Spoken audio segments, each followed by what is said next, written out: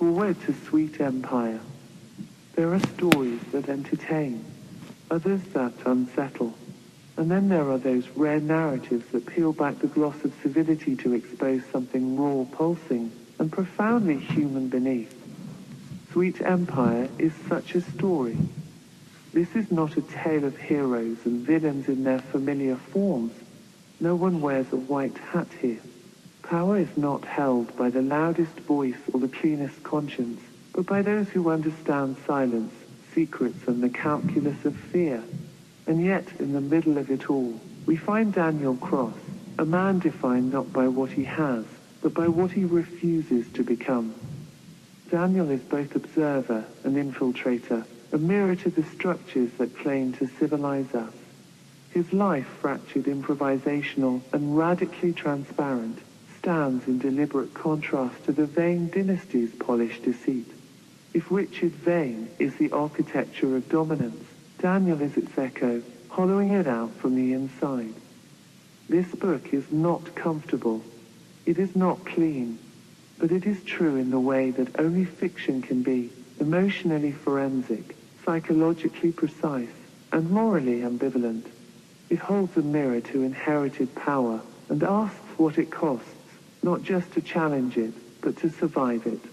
It explores the difference between secrecy and privacy, between leadership and manipulation, between loyalty and complicity.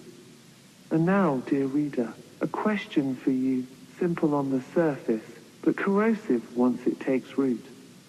Have you ever wondered who controls the girl behind the counter who says no to your request, without explanation, without reason, without even looking up? Have you ever walked out of an office, town hall, housing department, doctor's clinic, feeling not just denied, but dismissed, as though the answer had been decided long before you opened your mouth? Have you ever sensed that someone somewhere had already written the script? You might have thought it was incompetence, a bad day, a personal slight. Maybe it was, but maybe it wasn't. Maybe there's something else, an invisible lattice of influence and instruction, too diffused to see, too coordinated to ignore. Who tells the clock to reject you without recourse? Who taught the local vicar to avoid real questions with platitudes and tea? Who gives the social worker her funding and the MP his vocabulary? Who owns the building the tribunal takes place in? Who controls the narrative that convinces you not to ask? If you've ever stood in line for something you need and left without it, confused, embarrassed, furious, but powerless, this book may interest you. If you've ever seen a man in a suit step out of a back door into a side street just a little too quickly and caught a flicker of shame in his eyes, this book may intrigue you. And if you ever hear that the author of this book has been detained again, start wondering whether it has something to do with what's inside these pages. And please, if that happens, pass it on. Because what this book uncovers isn't fantasy. It is an interpretation of something real, a fictional skeleton wrapped around a factual nervous system. You may call it systemic corruption. You may call it social architecture. You may call it the machinery of silence. But once you see it, you can't unsee it. We are taught to believe power is obvious. The CEO, the politician, the officer in uniform. But often, the most dangerous kind of power is the kind that operates with deniability. The kind that can say, it wasn't me. The kind that speaks through proxies, clerks, algorithms, vague policies, and endless red tape.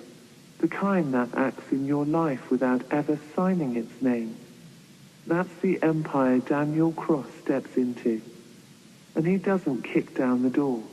He walks in smiling. Because he knows that when power is everywhere and nowhere, the only way to fight it is to become just as untraceable. Sweet Empire is not a thriller in the usual sense. The stakes are not just personal, they are structural. What Daniel uncovers is not a conspiracy of villains meeting in dark rooms. but a slow, systemic rot wrapped in velvet and manners. A class of people who smile publicly while amputating lives privately. A system that survives not because it's hidden, but because it's normalized. As you read, you may start to feel the outlines of your own life reframed. Bureaucracies that once seemed clumsy may appear choreographed. Coincidences may seem connected.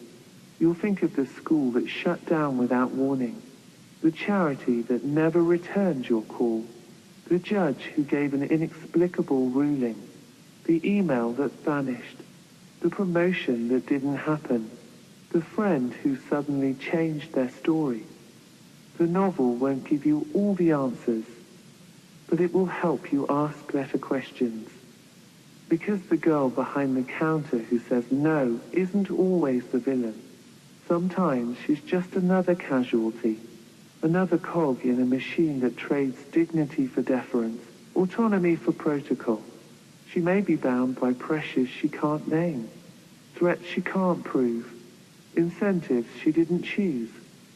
And yet the empire survives through her quiet obedience. What Daniel Cross dares to suggest is that exposing the rot requires more than courage. It requires strategy, patience, and a deep understanding of how people break. It requires someone who can hold their own reflection and still keep going. Someone who knows that changing the system won't come through grand speeches or revolution, but through 1,000 quiet acts of disobedience. He is not perfect. He is not safe. But he is awake. And that may be the most dangerous thing of all. So, if you find these pages unsettling, good.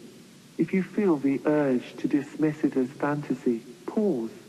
And if you catch yourself wondering, what if this is closer to real than I want it to be, then you're already seeing it. If I disappear after writing this, don't waste time being shocked. Just pass the book on, before it's too late. Andrew Martin, author of Sweet Empire, July 2019. Sweet Empire. Discovery.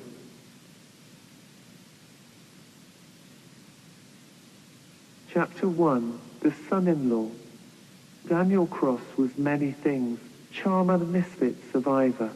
His smile could unlock doors, and his eyes hinted at stories no one had the courage to ask about. He'd learned to read people before they spoke, and to disappear without leaving footprints.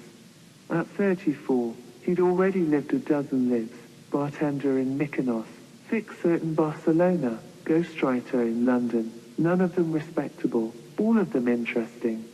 So when he married Evelyn Vane, the only daughter of Richard Vane, Britain's corporate aristocrat, the world gasped.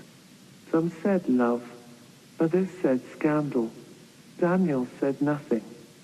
He met Evelyn at a gallery opening in Shoreditch.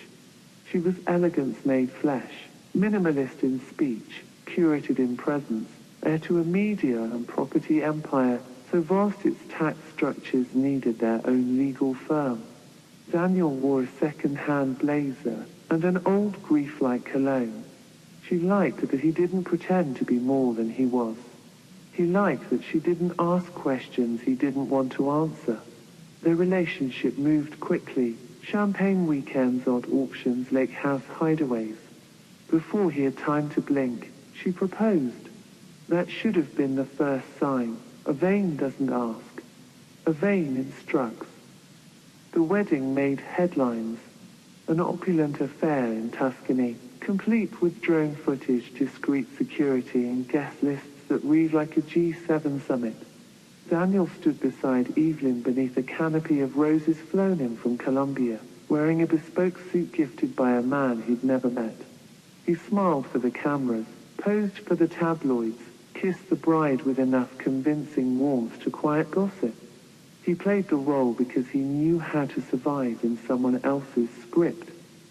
But inside, he was watching, and he saw everything. Richard Vane didn't just own buildings. He owned the air around them, the way people adjusted their ties when he walked in, the hush that fell when he entered a room, the unspoken debts he carried in his breast pocket. He had fingers in every pie. The police commissioner's brother-in-law was his golf buddy. 2 high court judges owed him discreet favors. An entire regional news network operated under his umbrella company, which officially had nothing to do with him. He gave generously to hospitals, sponsored children's charities, and received a knighthood for services to society. His face, square jaws, and silver head had become synonymous with benevolent power. But Daniel knew better. He could smell rot behind polished wood. He remembered the first time Richard spoke to him in private, a week before the wedding. It was on the Vane family estate, a Georgian fortress of a house with lawns manicured to the millimeter. Richard had taken him into the cigar room, not to offer a cigar, but to measure him. Daniel sat while Richard remained standing, a silent assertion of dominance. "You've done well for yourself," Richard said, his voice honeyed with danger. "But you do understand what you're marrying into, don't you?" "I'm marrying Evelyn," Daniel replied coolly. Yes, of course. But no one marries a Vane without marrying the structure that holds them up. The name comes with certain expectations." Daniel gave a polite smile. "Such as?" Richard looked him dead in the eye. "Loyalty, discretion, understanding that not every question has a useful answer." There was no threat in his tone. He didn't need one. From that moment on, Daniel knew this wasn't a family, it was a regime. He began to pay closer attention, not just to Richard, but to the entire Vane apparatus.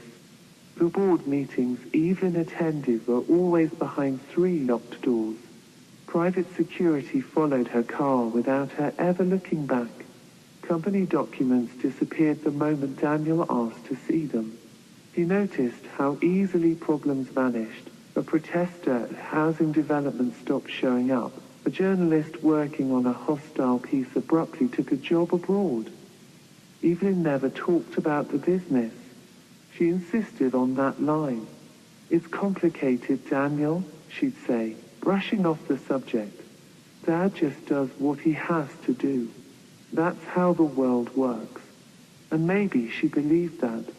Maybe she'd grown up with enough silk and privilege to think power was just a kind of etiquette. Daniel kept smiling, kept dressing the part. He had a tailor now and a private gym. People started calling him Mr. Vane, assuming he'd taken the name. He hadn't. That mattered to him more than he could explain. But behind the charm, he remained a fractured soul, a man made of mirrors and misdirection. He didn't trust anyone, least of all himself. Late at night, he wandered the house like a ghost, memorizing floor plans, testing locks, reading anything left unattended. Evelyn's old diaries, guest lists, an encrypted laptop left on the kitchen island. He never touched anything too long, just enough to know what he was dealing with. The Vane family ran an empire of sugar paper, beautiful, delicate, deceptive. It glittered in the light, but tore under pressure. He suspected it all hung together by threads no one dared pull. He started keeping a journal, encoded in a cipher he'd learned as a teenager. In it he catalogued inconsistencies, sudden disappearances, untraceable payments, a contractor accidentally killed on a site in Shoreditch, the silent ownership of a chain of casinos in Macau, a series of land purchases through dummy corporations. He didn't know what it all meant yet, but he could feel it. Beneath the surface of Vane Enterprises was a second entity, shadow-like and dangerous. Something more than corruption, something closer to organized control. He wasn't sure what he was looking for. He only knew that the moment he stopped pretending, the walls would close in. Daniel had survived war zones and debt collectors, the back rooms of nightclubs and the front lines of bureaucratic failure. But this was something different. This wasn't chaos. This was designed. The veins didn't make mistakes. They made arrangements. And Daniel had just become one of them. Or had he? There was one secret he hadn't told Evelyn. One piece of his past he kept close, not out of shame, but strategy. Someone had helped him disappear once. Someone who still owed him a favor.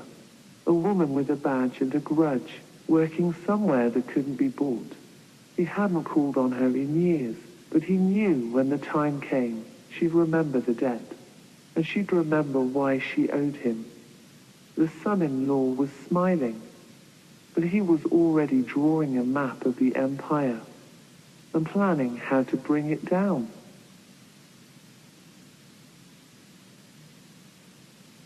Chapter 2, Trauma Echoes. Daniel learned to survive by not being Daniel. There was a time once when he knew who he was, but that time didn't last long. Children are born whole, but the world carves them down to what it needs. Some children are broken by it. Others become sharp enough to cut back. Daniel, he vanished. By the time he was 7, he'd already become someone else more times than he could count. Each trauma layered over the last like paint on a wall until the original color was unrecognizable. The early masks were instinctive. When his mother wept for hours, curled on the kitchen floor, he became her father, calm, soothing, wiping away the tears. "It's okay, Mummy. We'll get through this." He was 5 when he learned how to refill a prescription, 7 when he memorized the sound of her cries in each room. When his stepfather raged, Daniel vanished. He learned silence like a language. Under the bed, behind the curtain, in his own skin. He knew how to become a shadow, a blank expression, a boy-shaped ghost. Once after a particularly brutal night of shouting and thrown chairs, Daniel didn't speak for 3 days. Not out of fear, out of practice.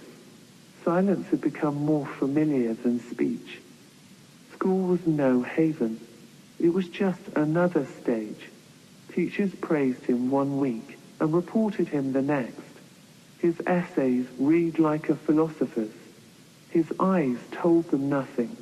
When a counselor asked him to draw his feelings, he sketched a chessboard with himself as a pawn on both sides. They pinned it to the wall and called him gifted. He hated that word. Gifted. It sounded like a diagnosis. Daniel wasn't trying to impress anyone. He was just trying to breathe. Every room required a different costume. With his mother, he was the caretaker. At school, the overachiever. With bullies, the joker. With girls, the flirt. With himself, well, that part was trickier. The masks became habits, and the habits became armor. By his late teens, Daniel had adopted so many personas he'd forgotten which came first. He could pass as anything, posh working class, foreign local. He'd mimic accents without thinking, adapt posture to match the room, adjust his vocabulary like adjusting temperature. His survival strategy had become a performance so fluid, even he couldn't find the edges of his real self. There were moments, though brief ones, when the mask slipped. One such moment came the night he ran. He was 16.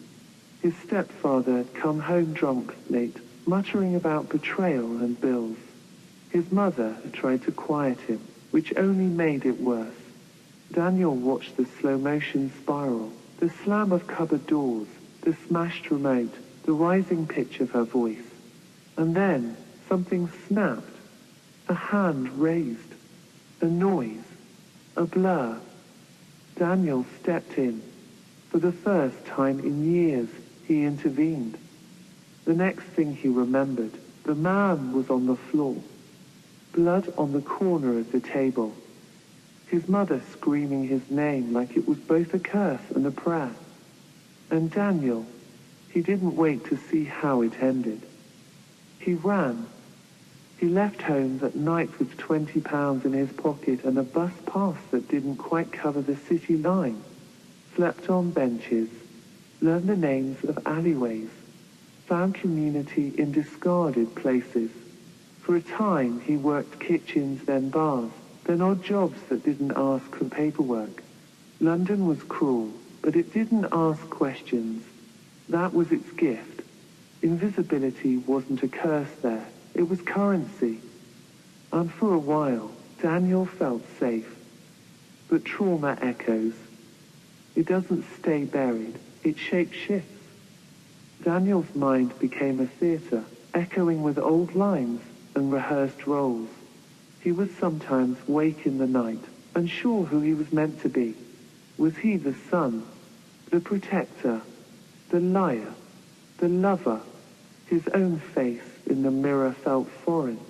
His smile, perfectly practiced, gave nothing away. He tried therapy once. A woman with kind eyes and a softly lit room. She asked him to describe his childhood in 3 words. Which one? He asked. She blinked. I've had several. That was the end of that. Instead, he read psychology, behavioral science, NLP. He studied trauma like a scholar, trying to outthink it, outmap it. If he could name the patterns, maybe he could escape them. But naming the beast doesn't slay it. And Daniel had learned long ago, monsters wear familiar faces. Sometimes he wondered if he'd ever loved anyone honestly. Relationships always began with charm, intensity, fascination. But beneath it all was calculation. Which mask did she need? Which version would keep her close and keep him safe? Intimacy for Daniel was a negotiation. Vulnerability was dangerous. And secrets were survival. Daniel crosses everything Richard Vane is not. Where Vane thrives in shadows and silence, Daniel lives in truth and tension. His presence doesn't command fear. It awakens something long buried in others' conscience. Daniel believes in radical transparency. He doesn't keep secrets unless they are meant to protect others. His own mistakes, failures, doubts, he lays them bare. While Vane stores information to control, Daniel shares it to liberate. His files are open. His thoughts are published. His interviews include opposing views. Because Daniel knows that when the truth is available to everyone, blackmail becomes meaningless. He cannot be bribed.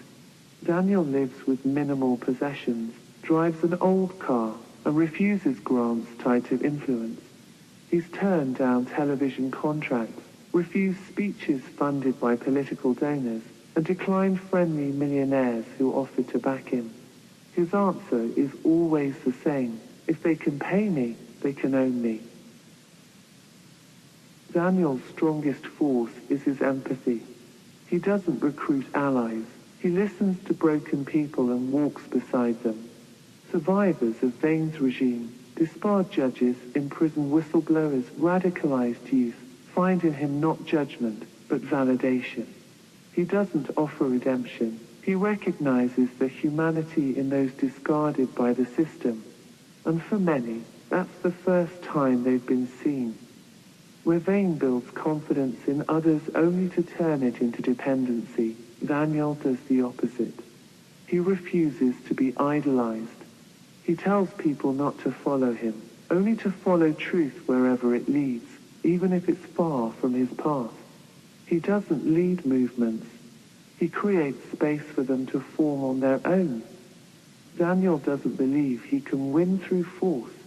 He acts in full knowledge that he is powerless in traditional terms. He owns no institutions. He commands no agencies. He is always one court order away from silence. And still, he speaks. That audacity, quiet, defiant, unarmored, is what makes him ungovernable. He has no dirt, but not because his life is pristine. It's because he shares his flaws before anyone else can use them. When a smear campaign tried to reveal an affair he once had, Daniel published the letters himself. He included the apology, the cost, the harm it caused, and then he asked the public to hold him accountable. His enemies couldn't shame him because he already had. In contrast to Vane's cycle of fear and reward, Daniel's circle operates on difficult truths and trust. His team is unpaid, volunteer, sometimes scattered and disorganized, but fiercely loyal, not because they benefit, but because they believe. Loyalty for Daniel is not a debt, it is a choice, renewed daily by those who know him best. When people break, Daniel does not punish. He understands trauma, fear, and grief. He has suffered them all. His first instinct is not judgment, but care. Vane weaponizes fragility. Daniel respects it. He is never transactional. He doesn't ask what someone can do for him, only what they need to get free. Even with his enemies, Daniel refuses revenge. He believes in consequence, not cruelty. He offers escape routes to those willing to come clean. He protects the repentant, often at great personal risk. That belief in transformation is what keeps his humanity intact. His sacrifices are real. He's been sued, raided, attacked. He's lost family ties, former friends and professional standing. He's burned his credentials, literally. During a live interview, he tossed his honorary degree and legal certificate into a fire, declaring, "If these keep me quiet, I don't want them." Daniel doesn't build towers, he starts campfires. Quiet, contained, but contagious. His strategy is slow change, not through legislation, but through cultural reckoning. He teaches workshops in abandoned libraries, writes essays for niche publications, and attends town halls most activists ignore. But the impact spreads. He refuses hierarchy. There's no Daniel Cross Foundation, no cult of personality. He resists leadership titles. He dissolves chains of command. Decisions around him are made by consensus, messily and often painfully. That mess is the price of real agency, and he pays it gladly. Daniel questions himself constantly. He is deeply reflective, often plagued by ethical dilemmas. He invites debate, criticism, and correction. That humility makes his worldview adaptive and durable, because he's not here to be right. He's here to learn, and in doing so, bring others into the process. When danger strikes, he doesn't hide behind others. He shows up. He has physically stood between police and protesters. He's blocked demolitions, walked into courthouses alone, and faced press briefings where he knew he'd be ridiculed. His courage isn't performative, it's sacrificial. He refuses legacy. No books, no statues, no awards in his name. If someone tries to canonize him, he stops them. The moment they turn me into a symbol, he says, they'll start ignoring the message. Daniel Cross is not heroic because he's flawless. He's heroic because he's free. He is the voice you can't discredit, the figure you can't corrupt, the man who cannot be owned. And in a world run by Richard Vane, Daniel doesn't need power to win. He just needs light. By the time Evelyn Vane entered his life, Daniel had already buried half a dozen versions of himself. She saw the part he wanted her to see, confident, worldly, unpolished but intelligent. Her world was pristine and curated. His was jagged and improvised.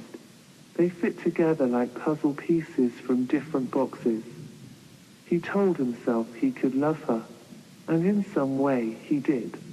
but he never showed her the whole picture. She married the man he played, not the boy he buried. Perhaps that was fair. She had masks too, just made of better materials. Still, he tried, for a while, to be just one man, to settle, to breathe. But trauma echoes, and in the halls of the Vane estate, those echoes grew louder. Certain rooms made his skin tighten, too similar to childhood, too clean, too controlled. Richard's voice, even in kindness, had the same low timbre as his stepfather before the storm. A sudden bang from a door, the hiss of a kettle, a flicker of disapproval, all of it sparked ghosts.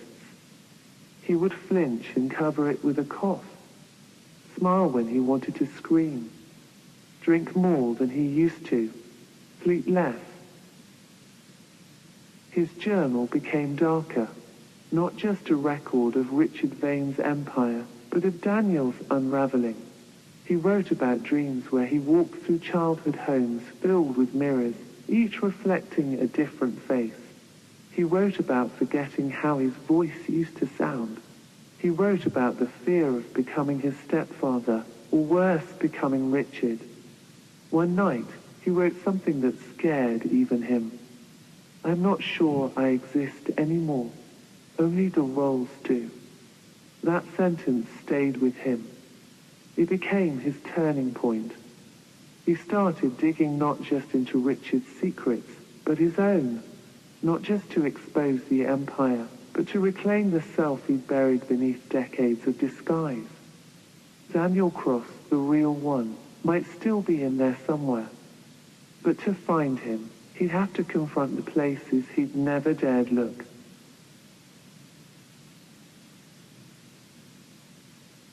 Chapter 3, The Paper Trail. It began with a creaking drawer. Not thunder, not a gunshot, not even a slammed door, just the quiet protest of old wood resisting exposure. The sound echoed through the stillness of the Vane estate study. Daniel paused, hand hovering over the drawer, as though he had just tripped a silent alarm. Outside, the night was calm. Wind hissed faintly against the stained glass windows. A fire crackled in the hearth behind him, its light catching the brass corners of antique books. Everything in this room, everything had weight. Age? Authority. It was a space curated by a man who believed in permanence, in legacy. Daniel was only looking for a pen. He had stepped in to write a note, something trivial. He couldn't even remember now. But the drawer hadn't been locked. And maybe that, in itself, was a message. Inside, there were no pens, only a neat stack of sugar paper, soft pastel sheets like those handed to school children for art class. A rainbow of innocence, incongruous in the gravity of the Vane study. Daniel blinked. He lifted one gently. The texture was almost comforting, familiar. Blue, pink, yellow. The edges were creased, as though folded and unfolded many times. Yet something about the neatness, the precise angles of the folds, whispered of adult hands. Intent. He unfolded the first sheet. At first glance, it seemed like a child's drawing. A house, some stick figures, a sun in the corner. But then his eyes caught something beneath the apparent innocence, curves that weren't just random loops. A signature embedded in the roof of the house, names hidden in the windows, a date smuggled inside the chimney smoke. He sat down slowly, the paper still in hand, and then he reached for another, and another. The drawer was full of them. Each folded page told a story. Beneath the childish scrawl were contracts, payment agreements, NDA clauses masquerading as playful rhymes. Tommy O's uncle are 3 jelly beans per week translated on closer inspection to a payment schedule with bank references. Another featured a crudely drawn lion named Mr. Law, who ate all the noisy ones. The message was clear. Silence wasn't just expected, it was required. Daniel's breath grew shallow. He laid out several pages across the desk, smoothing each carefully. The sugar paper formed a strange mosaic, soft colors disguising sharp truths. Each sheet, encoded and stylized, revealed a layer of deceit more brazen than the last. One bore the heading, "My School Project, The Secret Zoo." Beneath the smiling animals and red crayon lettering were typed insertions in tiny font, clauses and footnotes, cross-referenced against what looked like internal memos. It was a shell document, a dummy project designed to conceal contractual obligations.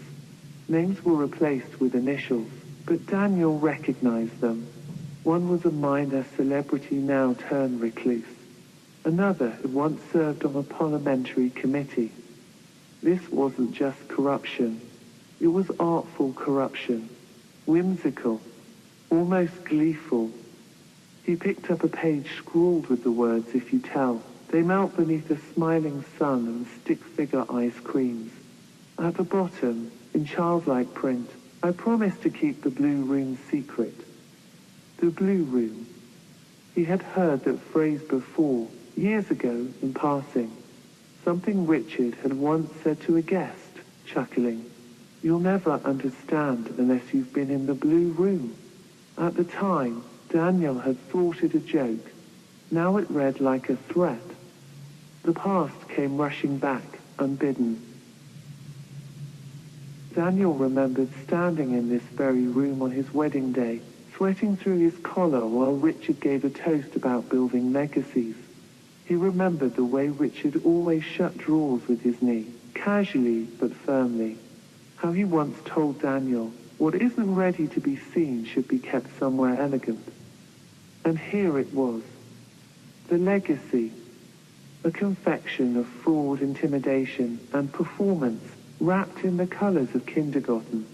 Nothing would have survived a routine audit because nothing would have been taken seriously. Sugar paper. Legally useless, publicly laughable, and yet it held power. Real, pressing power. These documents weren't stored digitally. They weren't meant to be catalogued. They were meant to be dismissed. Daniel realized something else. Slowly, these weren't created by Richard alone. The handwriting styles varied. Some were more chaotic, some are overly neat. The paper types spanned decades. Different colored wax stamps. This wasn't a private code, it was a collaborative language. Which meant Richard hadn't worked alone. A small box sat in the back of the drawer, previously hidden under a false bottom. It was made of cedar, etched with faded initials. M.L. Daniel hesitated, then opened it. More paper, older sheets. Some were so fragile they cracked slightly when he unfolded them. Others smelled of mold and perfume. There were notes written in what appeared to be a child's voice, but again it was too precise, too theatrical. He read one aloud, quietly. "Uncle us said I should forget what I saw behind the gold curtain. I pinky promised. If I don't, the other boy gets no Christmas." There was a name at the bottom, just initials, E.H. Daniel closed his eyes. His hand clenched into a fist on the desk. Was this blackmail? Grooming? Insurance? Whatever it was, it ran deep. A sudden creak from the hallway jolted him upright. He glanced toward the door. Footsteps.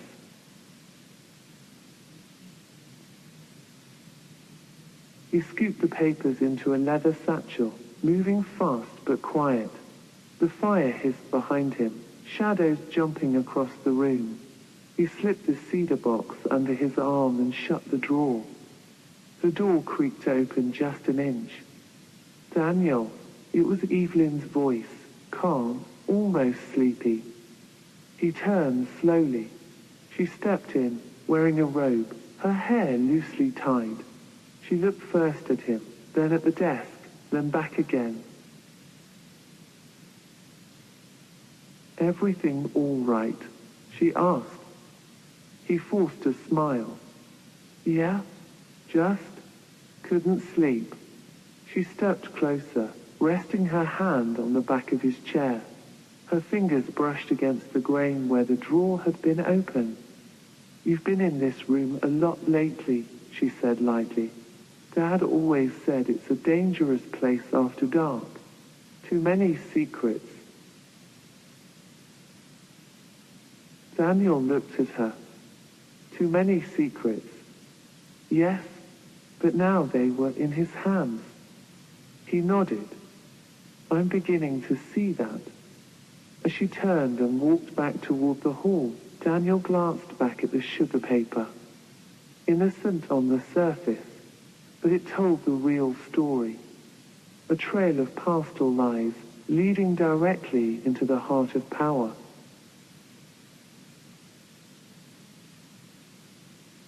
Chapter 4. The Gift Box. The morning sunlight glinted off the edges of Daniel's steel French press, dancing across the polished kitchen counter. It was Saturday, his one ritual of stillness. No boardrooms, no cameras, no scripts.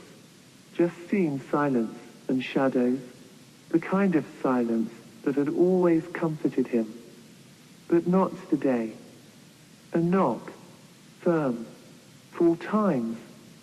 Daniel glanced at the security monitor. No one. Just a parcel, neatly wrapped in old-fashioned brown paper, bound with black twine, sitting like a cryptic relic on his doorstep. He opened the door cautiously, scanned the hedges, the sidewalk, the street, empty. He lifted the box. It was heavier than it looked. As he closed the door behind him, his fingers traced a handwritten label in faded ink. To Daniel Cross, from one who chose too late. He took it to his study, heart thudding with a quiet dread that had no origin. He unwrapped it with surgical care. Inside was a cedar box, handcrafted, matched in brass. The smell hit him first, old paper, the ghost of mildew, and something else, rosewater. The lid creaked. Inside, layers. First, a letter, folded tightly, sealed with wax stamped in a familiar but long unrecognized emblem, a winged scale crossed with a broken arrow. Second, dozens of manila envelopes, brittle with age, stuffed with documents, deeds, memos, internal reviews, legal opinions, annotated maps. Third, a photograph, yellowing, a group of men shaking hands in front of an orphanage bearing the sign, donated by the Vane Foundation. Daniel frowned. That building was in Nairobi. He remembered the press launch. He had hosted it. His hands trembled slightly as he broke the wax seal on the letter. Mr. Cross, if you're reading this, then I am dead. I don't know if my death will be public quiet or made to look like a mistake, but it will not be accidental. I have been hunted for what I knew, for what I did, for what I didn't stop. My name is Elijah Markham. I once believed in Richard Vane. I believed he was a better man, that we were changing the world together, until I saw what was beneath the gifts, beneath the schools and clinics. I saw what was taken. The Vane Foundation is a shell, a smile painted over a machine of displacement, fraud and generational theft. I've compiled everything I could before they locked me out, or worse. You are not part of them, Daniel. I watched you. You still think. Greater than think faster. EM. Daniel sat there motionless, the letter open on his lap. The name Elijah Markham stirred something. He remembered a quiet man, always at the periphery of press conferences, clipboard in hand, never quite smiling. He had gone missing 2 years ago. The media barely noticed. He leaned forward and pulled one of the envelopes closer. Orphanage parcel number 6, Uganda was written in the corner. Inside, a land deed showing the parcel sold at 1/8 market value to Vane Rural Holdings Limited, a front company. A notarized statement from a tribal elder claiming he was misled. A falsified customs document. Daniel's stomach clenched. The Vane Foundation had received international acclaim for building a safe future zone on this very plot. There had been a ribbon cutting. Richard himself was photographed kissing a barefoot child on the forehead. But the deed had been stripped from an indigenous farming community that had no power to contest the transaction. The deeper Daniel delved, the worse it became. A map titled Global Aid Transfer Nodes laid out a chilling pattern. Schools, health posts, women's shelters, built strategically on territories rich in lithium, cobalt, freshwater aquifers, all eventually tied back to shell firms that fed into Vane's industrial mining conglomerates. Every charitable act was camouflage. One letter, handwritten and stained, stocked in cold.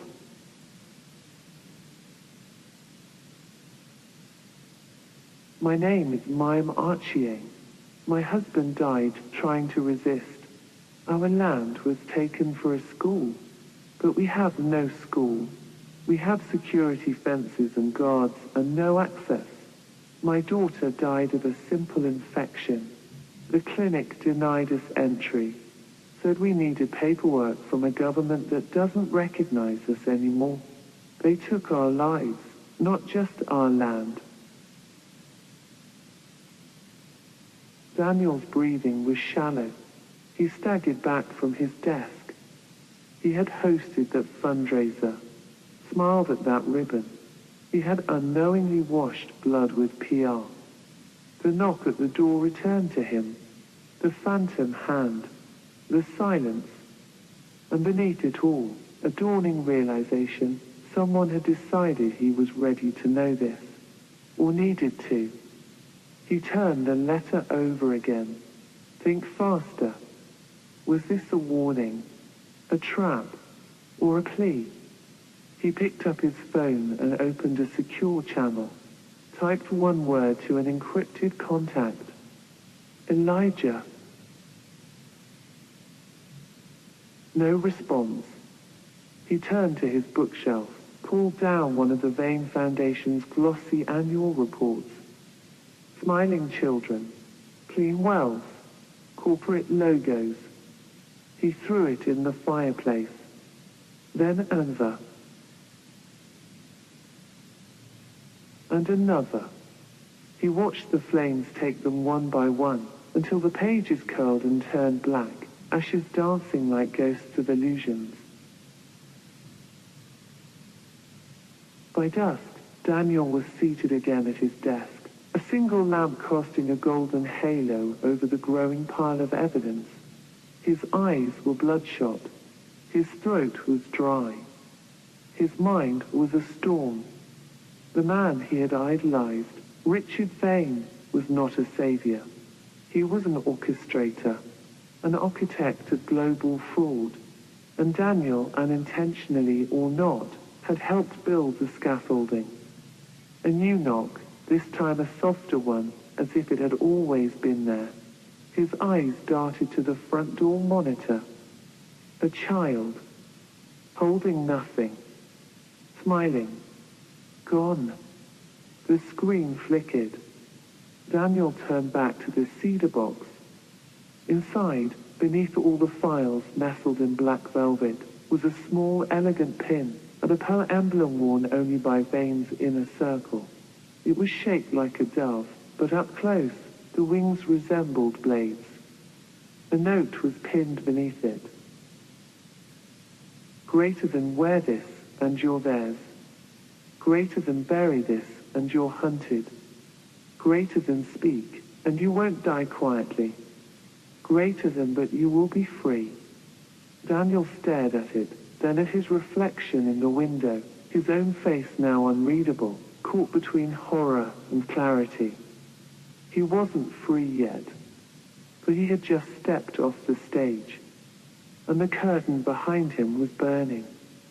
Daniel, after researching his findings, had realized that although Richard Vane had learned a lesson or two in life, he had turned into a monster, and the abundance of evidence found within the archives of the family estate pointed to a personality that knew no limits to power and control.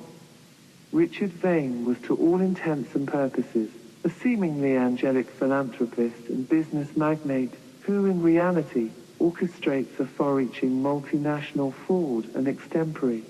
His control extends across the legal, judicial and penal systems, achieved through a meticulously layered structure of manipulation, coercion and corruption. Methods of control used by Richard Vane evidenced by what Daniel had recorded. 1. Targeted blackmail archives. Vane's intelligence division maintains vast databases of personal and professional secrets on legal professionals, politicians, police chiefs, judges, and prison administrators.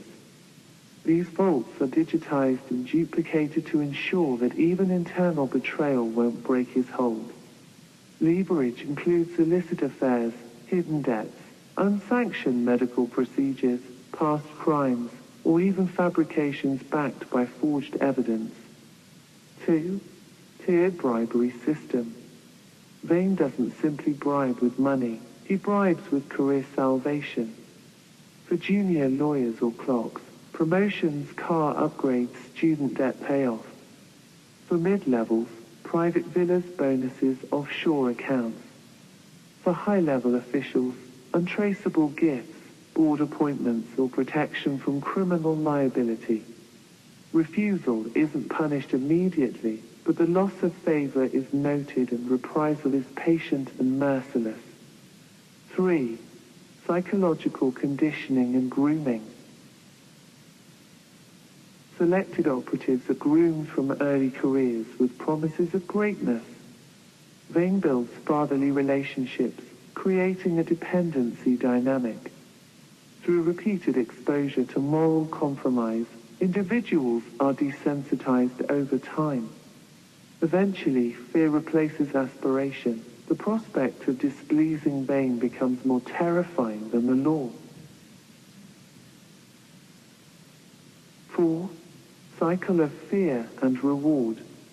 Vane creates a system where rewards are conditional and can be stripped instantly. Every promotion or perk comes with a price, loyalty shown in increasingly unethical acts. Officers are forced to arrest innocents, lawyers to lose winnable cases, judges to rule irrationally. Fear of exposure, ruin, or worse, keeps them docile. 5. Loved ones as leverage. Threats are never shouted, they are whispered. A lawyer who tries to resign hears a vague reference to their child's school schedule. A court official who voices concern finds their spouse's brakes tampered with. A journalist covering Vane dies in a botched robbery, but only after their sibling had mysteriously vanished for 3 days. Vane's reach isn't direct, it's through concerned friends. 6. Scripted scandals and career destruction. Anyone threatening the order is fed to the wolves via scandal. Vane controls PR agencies, social media bots, and even tabloid writers. Targets are painted as corrupt, mentally unstable, or extremist. Anonymous tip-offs lead to public disgrace and legal ruin, even suicide, manufactured as justice. 7. The illusion of philanthropy. Vane funds children's hospitals, trauma foundations, justice reform groups. This facade of benevolence disarms new targets, creates plausible deniability and buys influence. Whistleblowers appear unhinged or jealous when they speak out. How could he do such things? Is Vane's strongest alibi. 8. Complicit compartmentalization. Every department or individual only sees a piece of the machine. A prison warden doesn't know who paid for the brutalization of a detainee, just that it came from up top. Police detectives plant evidence believing they're doing good for a larger cause. The full evil of Vane's system is never apparent to any single cog. 9. Courtroom control grid. Judges receive sealed directives. CPS lawyers are briefed to sabotage cases through delay weak arguments or misfile disclosures. Court clerks lose key documents just long enough for a case to collapse. If a judge resists, they are reassigned, sanctioned, or suffer personal crises. 10. Legal gaslighting. Innocents are arrested on vague charges, held without clear reasoning. Legal advisors are manipulated or silenced. Vane's legal teams, hidden behind shell firms, counter every threat with counter-litigation, NDAs, injunctions. Victims become exhausted, broke, and paranoid, then disappear quietly. 11. Extortion through debt and favors. Professionals are lured into illegal financial arrangements, tax fraud, undeclared bonuses, insider trading. Vane's team quietly monitors these debts. When loyalty wavers, reminders are sent. Remember who paid for your son's heart surgery. 12. The loyal enforcers. Vane's enforcers are former intelligence agents, police turned mercenary, or hardened criminals now in suits. They apply physical force when needed, disappearances, beatings, staged suicides. They ensure that threats aren't idle, and that everyone knows it. 13. Reverse surveillance. Lawyers, judges, and officials are under constant surveillance, not to prevent crime, but to ensure obedience. Home devices are hacked, schedules monitored, and communications intercepted. Those who discuss resistance find themselves subtly corrected by unknown callers, intercepted emails, or worse. 14. Fabricated redemption. Occasionally, Vane allows an internal critic to expose a small scandal, scripted, clean, and limited. This boosts his image as a reformer and keeps regulators at bay.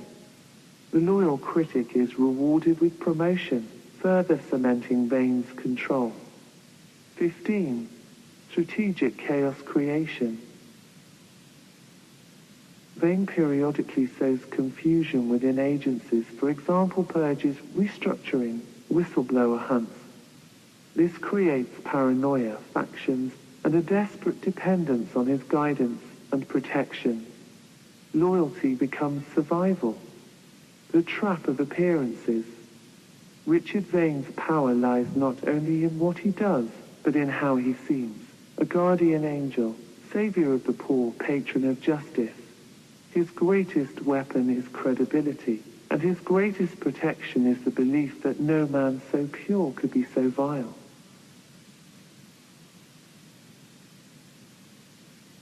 Chapter 5. Marked Man. Daniel leaned forward, voice barely above a whisper. "You ever wonder how he did it all?" he asked, swirling the remains of his espresso in the cup. Richard looked up, wary. "Who?" Daniel offered the faintest shrug. "You know who." He turned sugar paper into gold. But people vanish in his wake, one by one. Richard glanced over his shoulder. A couple sipping wine. A waiter drying glasses. Nothing unusual, but the corners of his mouth tightened. "You think I know something?" Richard asked. "No," Daniel said, smiling, "just curious." But it was too much, or too well timed. Someone had heard, someone who knew what curiosity cost. That night, Daniel's flat in Bermondsey was no longer a home. Drawers turned inside out. His suits cut to ribbons. Photographs gone. No footprints. No sound. Just absence. There were no police reports. No neighbors with stories of strange men or broken glass. Only the cold certainty that someone had been there, someone silent, surgical, and intimate. The unspoken message was clear. We're watching. You're next. He packed fast. Passport, burner phone, a sheaf of documents he had copied from his father-in-law's archives weeks before, mostly ledger pages, but one with a curious red stamp, DWC Ref, 342 as. He didn't understand it yet, but it felt radioactive. He stuffed it all into a weathered backpack, meant for first aid and busking gear. It made him look harmless. The old disguise. Just another wandering musician. He wasn't even sure when he'd stopped being Daniel Cross and started playing someone else. At a Beaumont Central hotel, he booked under a name no one would recognize, an old schoolmate who died of meningitis in '97. The receptionist didn't blink. Room 412. Top floor. 2 exits. He waited until midnight. The black sedan parked outside hadn't moved. The lobby light flickered once then again and stayed off. Just like in Cairo. Just like Prague. They were coming. With steady hands, Daniel removed the wardrobe's back panel. Behind it, a forgotten service corridor used by housekeeping decades ago. Now nothing but dust, shadow, and the faint hum of laundry pipes. He crawled in, shouldered the bag, and pulled the panel shut behind him. 3 minutes later, his room door opened. Footsteps padded softly across carpet, then silence. Only silence. Daniel was already 2 floors down and slipping through a side exit used by food delivery vans. The game had begun. By dawn, he was on a train to Brighton, still in disguise, humming a Coltrane riff under his breath. The rhythm kept him calm. Just another jazz student. He needed to contact only one person. Imani Tal, a tech journalist turned data broker. They'd shared one reckless summer in Istanbul and one encrypted USB since. If anyone could make sense of DWC Ref, 342 hours, it was her. But contact had to be careful. She was on signal rotation, paranoid and brilliant. He dropped a postcard into a red Royal Mail box. An old joke they used, found your ring, was under the floorboards. No names. No return. Now, he waited. He ducked into a seaside cafe, paid in cash and sipped weak tea. His eyes scanned every reflection in the glass, every movement on the pier. He wasn't afraid. Not exactly, but something in him had hardened, like porcelain under fire. That evening, his phone buzzed once. A location pin, no message. Imani. It led to a laundromat in Camden, one he remembered from his student days. The code door still worked, number 4197. Inside, between tumble dryers and the smell of bleach, he found her seated cross-legged, laptop open, headphones in. Daniel Cross, she said, pulling the buds from her ears. When you ghosted me in 19, I figured you'd joined a cult. But this, corporate sabotage and state-level encryption, what the hell have you got yourself into? He tossed the document on the table. She scanned it. Her face changed. Oh my God, she whispered. Do you have any idea what this is? Daniel didn't answer. He just looked at the door and waited for the footsteps.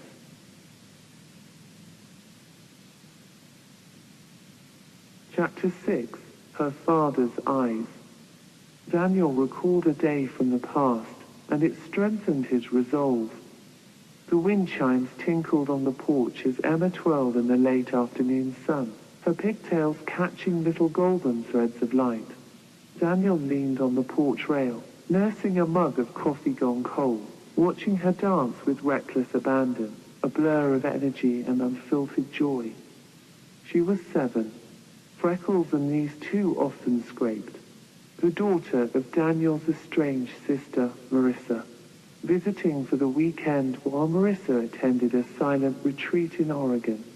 Daniel had offered, reluctantly at first. He didn't think of himself as the fun uncle.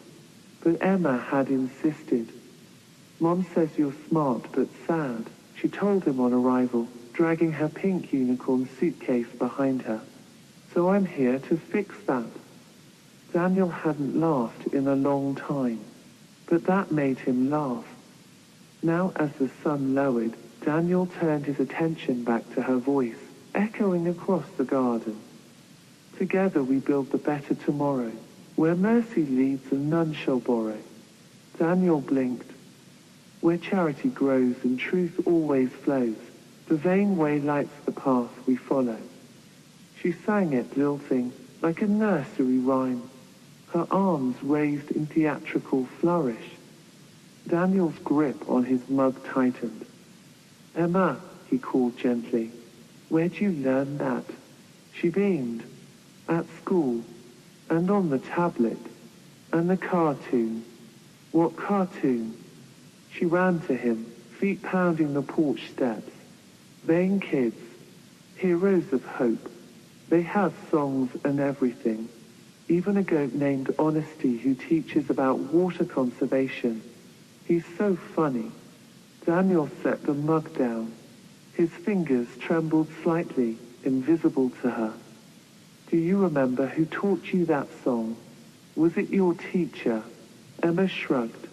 I think it was Mr. Leon, or the app. It plays during snack time. We all do the hand thing. Hand thing.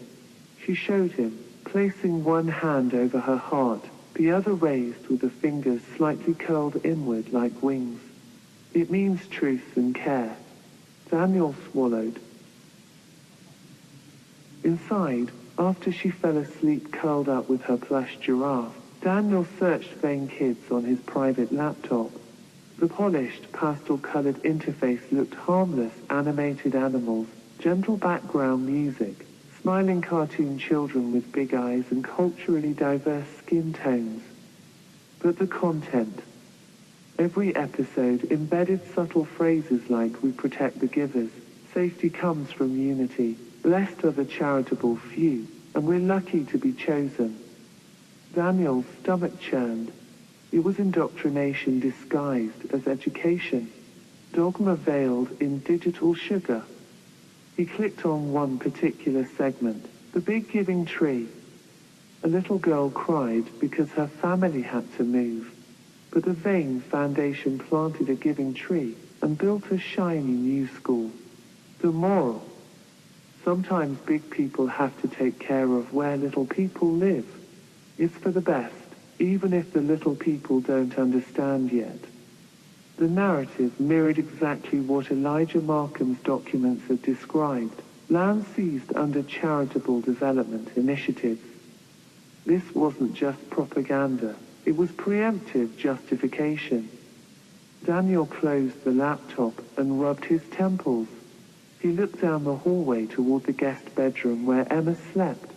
She had his sister's stubborn chin, but her eyes, no, they weren't Marissa's. They were like his, or worse, his mentor's. Vane's eyes, wide, curious, unafraid of power, drawn to it. He saw it now in Emma's gaze, in the way she repeated those words not as beliefs, but as certainties. The next day, Daniel asked her again, Emma, do you know what the Vain Foundation does? She nodded. They help poor people. They give things because they care. Like Uncle Rich says, we make the world gentler, one hand at a time. His mouth felt dry. Do you like Uncle Rich? Duh. Everyone does. He visited my school once. He even knew my name. He said I had her father's eyes. Daniel froze. Her father's eyes? Emma nodded proudly. He said I'd be a helper one day. Daniel knelt. Emma, what do you think that means? She blinked. I think it means I'm special. Like a light. And light should shine where it's dark, even if the dark doesn't want them to. He stared at her. She didn't flinch, not even a little. Later, Daniel went to the closet and pulled out an old keepsake box. He had avoided it for years. Inside, tucked between old photos and receipts, was a worn creased letter from Marissa's late husband, Caleb. Daniel had always respected him, quiet, principled, cautious about Richard Vane. The letter was short. Daniel, I'm leaving Marissa and Emma tonight, not because I don't love them, but because I've seen what Vane does when people say no. He offered me a place. I turned it down. He smiled, said nothing. Then my office caught fire. My file's gone. He made it look like an accident. Keep Emma safe. Someday they'll try again. Caleb. Daniel folded the letter and sat with it for a long time, listening to the soft rhythmic sound of Emma's breathing from the next room. She had her father's eyes. And someone, Richard, had already seen them, already marked her. The next day, Daniel took her to the zoo, not because she asked, because he needed to see her somewhere else, away from the quiet conditioning. She laughed at the penguins, danced for the otters, fed a goat that reminded her of honesty from the cartoon. But even here, Daniel saw it, Vane logos on donation bins, sponsored learning panels with pre-approved facts. Even the ice cream kiosk played the Vane Foundation anthem softly under the speakers. There was no outside anymore. On the ride home, Emma asked, Uncle Daniel, what do you do? He hesitated, then answered honestly, I try to find the truth, even when it hides.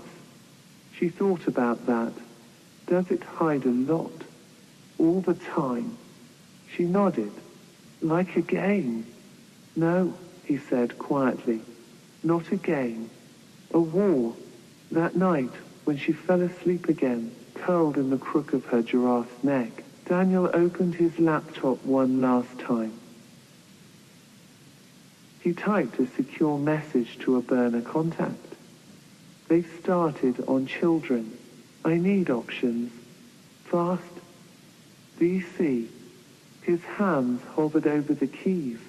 He thought about Caleb, about Emma, and about Richard Vane whispering to a child, you have her father's eyes. There would be no forgetting now, no forgiveness, just war.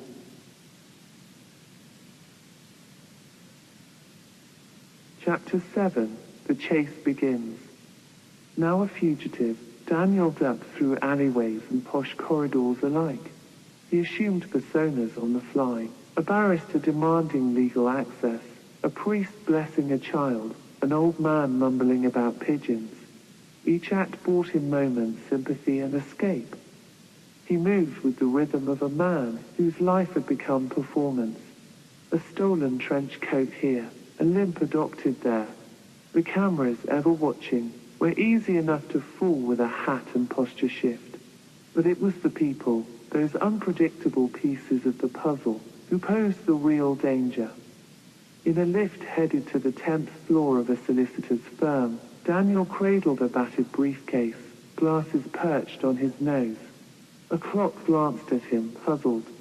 Didn't know Mr. Barrington was still in today, she murmured. Daniel smiled benignly. Just tying up loose ends. Barrington never leaves threads dangling. She laughed, disarmed. The lift dinged. Daniel stepped off, found the fire exit, and vanished down 6 flights of stairs. By midday, whispers had started. The man from the tribunal, Cross, was it, had gone rogue.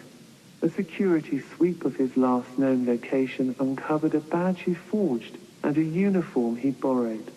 The sharper minds on the inside began to suspect something deeper. This was no accident, no burst of madness. This was strategy.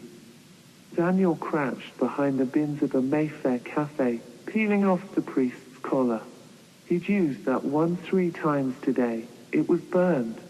From his pocket, he pulled a laminated bus pass and a faded NHS volunteer vest. Something about kindness disarmed even the most suspicious eyes. He joined a crowd assisting with first aid drills in the park. No one questioned his presence. He bandaged an actor's arm, murmured encouraging words, and vanished into the applause. The city was his stage, but it couldn't shelter him forever. The second evening brought rain, an ally and a curse. It masked his movements, washed his tracks, but made the streets glisten and betray him in reflections. Near Chancery Lane, he spotted a security van idling, a familiar crest. He ducked into a wine bar, ordered a mineral water, and posed as an exhausted consultant awaiting a client. "You look like you've seen a ghost," the bartender said. "Worse," Daniel replied with a tight smile. "Compliance auditors." They both laughed. The bartender moved on. Daniel scanned the mirror behind the bottles. No pursuit yet.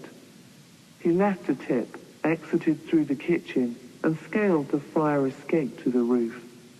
From above, the city was indifferent. London blinked with light and shadows, heedless of the man dodging its veins like a phantom. Daniel crouched low, checking the device he planted in his jacket's inner seam, a GPS jammer. Still humming. Good. He sent a message using a burner phone, just 5 words to a former colleague turned whistleblower. Phase 2. Follow the sugar. Then he snapped a SIM, dropped it into a drain, and began the descent. By now, his name had started circulating online forums, in encrypted whispers between digital activists. Who was Daniel Cross, the disgraced son-in-law of Empire Sugar's CEO, or the lone voice exposing a conspiracy so intricate that silence had become a weapon? He slipped onto the street, disguised as a courier, parcel in hand. At King's Cross Station, an officer stood too still near the cafe entrance. Daniel noted the body language, the earpiece, the calculated boredom. Not random. He adjusted his posture, pulled his cap lower, and walked with the gait of a man half his age. Delivery for Platform 5, he muttered to no one in particular, brushing past the checkpoint. Inside the train, he found an empty seat, placed the parcel beneath it, and waited 2 stops before standing. As he exited, he bumped shoulders with a man reading a tabloid. The headline read, "Corporate Crusader or Dangerous Conman. Who is Daniel Cross?" His story was spreading. That was the plan. And now they'd start chasing shadows.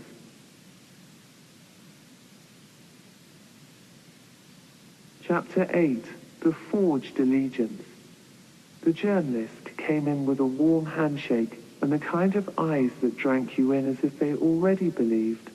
Her name was Madeline Ray, freelance, independent, always looking to tell the story no one else dares to, she'd said. Daniel hadn't wanted to meet with any press, but she'd arrived with a letter from one of the few former allies he hadn't alienated, and her questions during the first interview were hesitant, almost reverent. "It's not about painting you as a hero," she'd said. "It's about telling the story of a man who refused to look away." She stayed around, followed him to the court steps, asked quiet, observant questions, jotted notes. She didn't record much on tape, which Daniel found odd, but oddly respectful. She'd begun showing him pages. Drafts, early titles like Crossfire, Daniel's Choice. Her working subtitle, One Man's Stand Against the Empire No One Admits Exists. By week 2, he'd begun opening up. By week 3, he told her everything.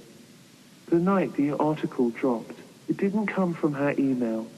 It came from the Clarion Times, a national outlet known for its scathing op-eds and corporate-friendly editorials. The headline was brutal. Delusions of the sugar prophet, the man who thinks he's fighting an empire. Daniel sat frozen, rereading the pull quotes twisted from his most private confessions. They plant things in the wallpaper, he'd said, describing how subtle the propaganda had become. I see colors in the paper, like it's bleeding from somewhere deeper. Sometimes I wonder if I'm already dead, and this is what it feels like to be erased slowly. In her article, Madeleine Ray called him paranoid. She cited anonymous sources close to Daniel confirming a mental breakdown. She implied he'd manipulated court documents. She linked him without evidence to a break-in at a government printing archive. She never mentioned the files he showed her, the photographs, the encoded financial paths, the blank contracts laced with silent ownership clauses. All gone. The fallout was swift. Supporters fled. Social media turned on him. Headlines piled on like crows. Daniel Cross, conspiracy king, rebel or reckless. How close did he get to terrorism? In the days that followed, Daniel barely slept. The walls of his safe flat seemed to lean in. He ran simulations of conversations in his head, tried reworking statements he hadn't even made. He drafted rebuttals, essays, letters to the editor, but nothing landed. Every time he spoke now, it fed the narrative. You're playing into their hands, whispered Mira over the phone. You need to disappear. For now, he stared at his own reflection in the dark glass of the metro train. A ghost of himself, not angry, just hollow. The betrayal hit deeper than he expected. Madeleine had known. She hadn't just twisted facts, she'd mimicked loyalty. That was what gutted him. She'd mirrored his language, finished his sentences, worn sympathy like armor. But it wasn't sympathy. It was precision journalism for the other side. And she'd succeeded. He'd been rebranded as unhinged, unstable, unsound. Not by force, by forged allegiance.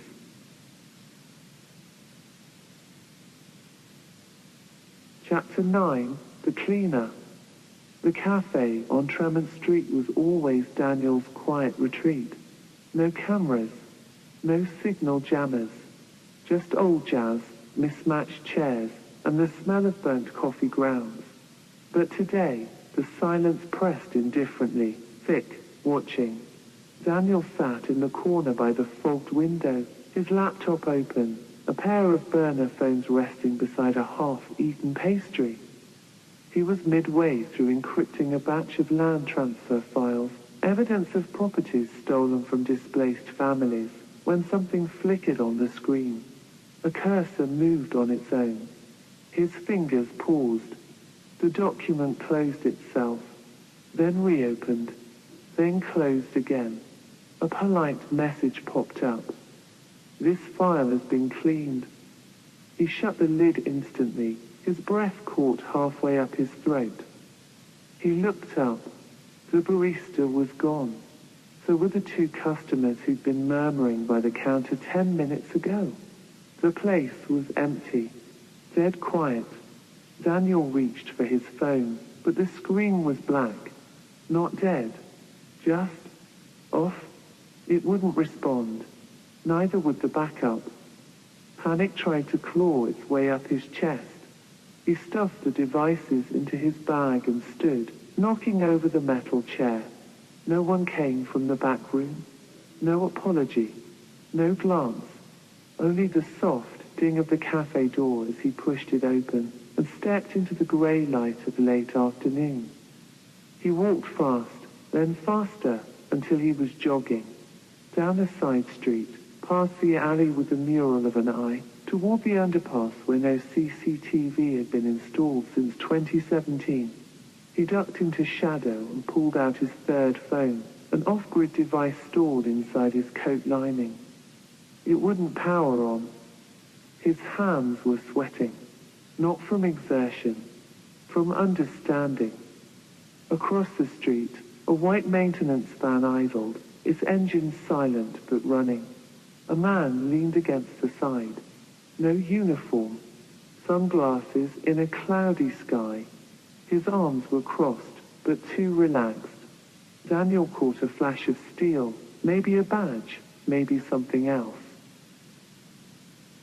He'd read about them in the whistleblower files, in forces hired through third-party shell companies, private contractors with intelligence backgrounds, nicknamed cleaners. Their job wasn't to kill. It was worse. They erased people, digitally, professionally, socially, and if needed, physically. The Empire liked its messes cleaned. Daniel darted into the stairwell of a nearby parking garage.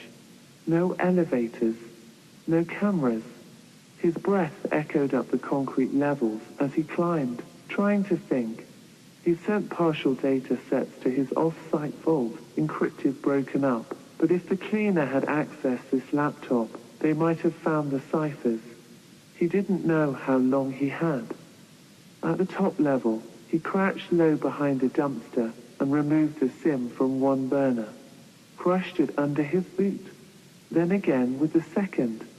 But it felt futile. They were already inside. His emails, his texts, his location history, erased or poisoned. Nothing he touched was clean anymore. A metallic scrape echoed in the stairwell. Footsteps, slow and deliberate. Daniel crawled under a parked sedan, pressing his body flat. The footsteps stopped, then retreated. Daniel held his breath for a full minute. He had to move. He made it out through the fire exit, emerging near an abandoned railway line. It was industrial dead zone territory, where cell signals died and bodies occasionally turned up in dumpsters. The kind of place no one surveilled because it wasn't worth the footage. Good. He ran his fingers through his hair and pulled out a small flash drive sewn into the hem of his jacket. He slid it into a tiny encrypted reader and plugged it into his wristwatch port. The drive blinked 3 times. Still active. Still clean. He exhaled. 1 copy left. The train station was 2 miles south, but Daniel didn't head that way. Trains were traceable. Tickets, CCTV, facial recognition. No. He turned north instead, toward a hostel where he knew a friend of a friend slept on floorboards and knew how to vanish.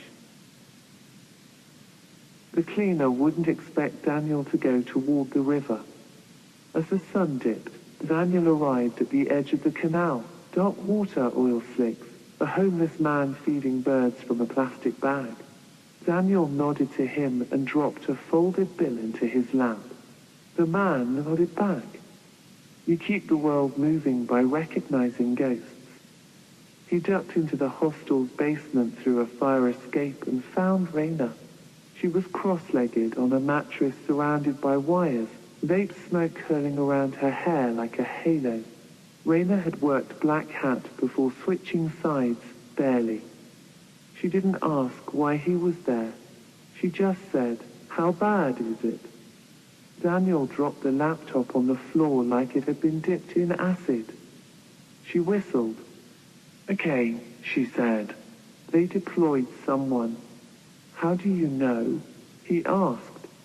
"Because you're here." Raina unplugged his laptop, stripped out the hard drive, and tossed the shell in a plastic bin labeled burn.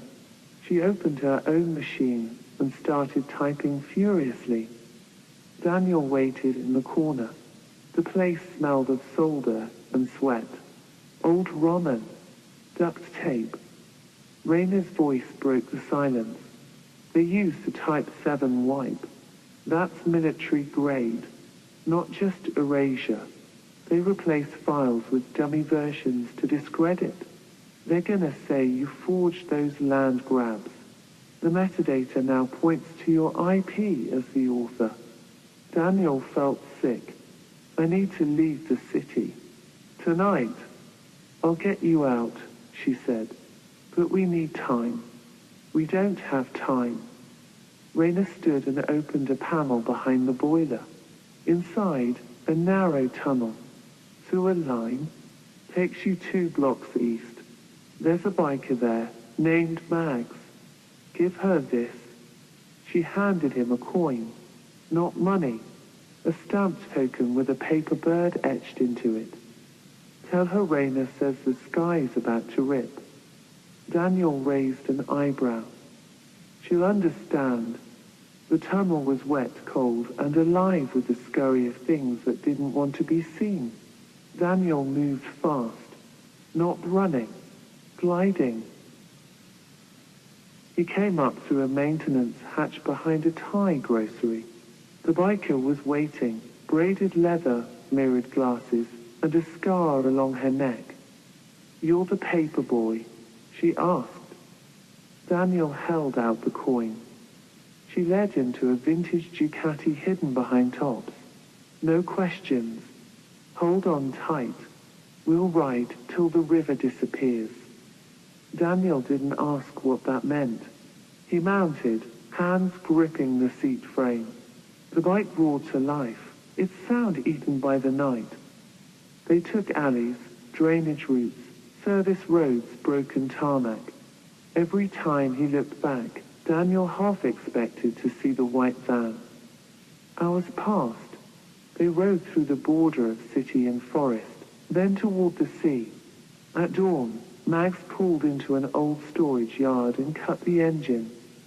You're out of grid range, she said. Daniel climbed off, legs shaking. Thank you. She handed him a prepaid satellite device and 2 protein bars. There's a cabin 2 miles that way. No electricity. No eyes. You've got 3 days before they start tracking you again. Daniel walked the last stretch alone. Trees closed in overhead. Mist curled around his boots. The sky turned from charcoal to lavender. He didn't feel safe, but he felt invisible. That was something. At the cabin, he buried the flash drive under a false stone marker, a backup of the truth, untouched, unedited. Then he collapsed on the dusty floor and slept like a hunted man. In a boardroom 2 cities away, the cleaner filed a single-page report. Subject destabilized, network compromised, continuing observation. Behind him, a television played static footage of Daniel sitting in the Tremont Cafe. Paused, framed, alone. But he wasn't alone anymore. Somewhere in the woods, a message began bouncing between encrypted relays. Rayna was rerouting it. Mags was masking it. Others, ones Daniel hadn't even met yet, were preparing to receive it. The paper was fragile, but it hadn't burned. Not yet.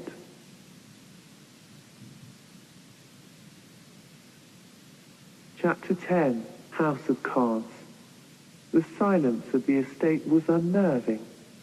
It wasn't the grand staircase or the cold, echoing hallways that bothered Daniel. It was the quiet, calculated order of everything. Like the house itself had secrets too polished to speak aloud. He hadn't expected the invitation. The man who summoned him, Sir Alton Blackwell, was a retired chancellor, publicly disassociated from all politics. An old friend of Daniel's late father-in-law, too old to be dangerous, or so Daniel had thought. Come for tea, the letter read. You may find we share enemies. But it wasn't tea that Daniel found. He was led to a conservatory with one wall entirely made of glass, looking out on manicured ash trees. Sir Alton didn't speak much. He simply handed Daniel a manila folder and left the room. Inside the folder, a leather-bound estate ledger, dusty thick with a gold-embossed spine, marked only with a Roman numeral 13. Daniel opened it. It looked like a list of state holdings at first. Land titles, inherited trusts. He skimmed until he saw the first familiar name. Not just a politician. The politician, a sitting cabinet minister, with clear dividends marked from a holding company registered under one of the Empire's shell prints. He turned the page. Another name. Then another. They weren't just buying silence. They were shareholders. Some were listed indirectly by cousins, ghost charities, family foundations. But the pattern was unmistakable. The empire wasn't simply a private dominion of manipulated assets. It had grown into the walls of the government. This wasn't corruption, it was structure. A system so nested, so quiet, that opposing it would mean unraveling trust in institutions themselves. Daniel felt the weight of the ledger grow in his lap. Suddenly he understood why Blackwell had handed it over in silence. This wasn't a gift. It was a curse. Because now he knew, and knowing meant he couldn't unknow it. He could run with it, leak it, publish every page. But even that wouldn't stop it. This was beyond propaganda. This was institutional. He flipped to the back, found a handwritten note slipped inside. To understand the tower, you must start at its foundation. They didn't build an empire, they built a house of cards. But remember, when one card falls, it doesn't fall clean. Daniel stood. He was in too deep to walk away. But now, he wasn't just fighting the sugar paper empire of his father-in-law. He was fighting the scaffold that propped up half the country. And he didn't know which card to pull first, because every one might bring the whole thing down.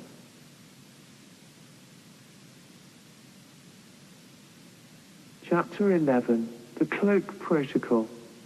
The message appeared without warning, just a blinking cursor on his offline tablet. Protocol initiated. We are watching. Pass or perish. Daniel nearly dropped the device. He hadn't connected it to any network, hadn't powered it on in 2 days. It had no SIM card, no traceable identity, but the screen responded as if it had been waiting. A pulse of green text flickered into life. It was written in cascading glyphs he recognized from his brief time researching encryption groups. This was the Cloak, one of the most elusive hacker collectives in the world, rumored to have cracked secure parliamentary archives, rumored to be myth. A second line appeared. Verification 1, decrypt. No help. You have 5 hours. A zip file self-extracted in the corner of the screen. Massive, recursive, self-defending. Daniel's palms were already sweating. This wasn't a job for a layman. He wasn't a coder. But he'd studied long enough to know patterns. And fear had a way of sharpening instinct. He poured water over his handkerchief, tied it around his neck, and began. It took him 4 hours, 51 minutes, and a near-complete mental breakdown. Each level of encryption carried embedded red herrings, moral riddles buried in code. Would you trade a child's safety for the world's truth? Is a lie justice if it prevents war? Daniel clicked through each logic tree, not just solving code, but solving intent. Cloak wasn't testing his technical capacity. They were measuring his ethical threshold. When he finally decrypted the last layer, The screen went black. Then, white text on black. Second verification, confess.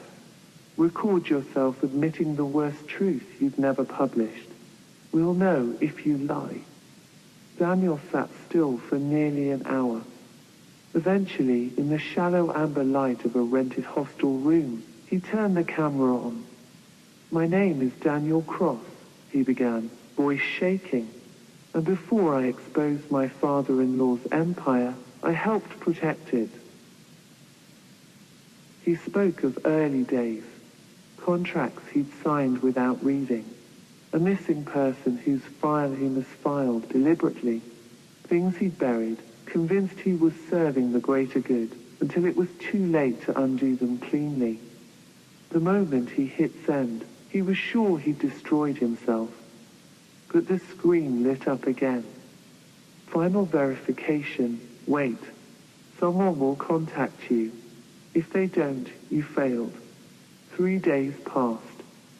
No messages. No pings. Just silence. Then at 3:16 a.m., a knock at the door. Daniel's body froze. He looked through the peephole and saw nothing, until a folded paper was slid under the door. On it, a single phrase, "You passed." The USB drive taped beneath the note was small, unassuming, but its contents were apocalyptic. Internal memos, manipulated census data, redacted birth records, a full map of the Empire's psychological engineering departments, propaganda templates, youth conditioning curricula. The Empire wasn't just corporate or political. It was psycho-spiritual, a synthetic religion with paper and ink as sacraments. And now Daniel had the keys. But the cloak hadn't joined his side. They had only tested whether he deserved a map. What he did with it, that was still entirely his responsibility.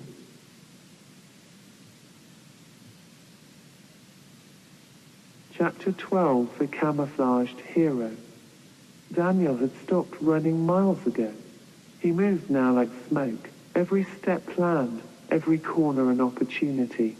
With each escape, he left behind confusion, not footprints. Spare IDs lay nestled inside discarded books on benches. Tattered hats were dropped onto mannequins. Receipts from transactions he never made sat in bins next to fresh coffee cups. Nothing about him stayed long enough to grow roots. He was everywhere and nowhere. At Euston, a woman described him as tall with red sneakers.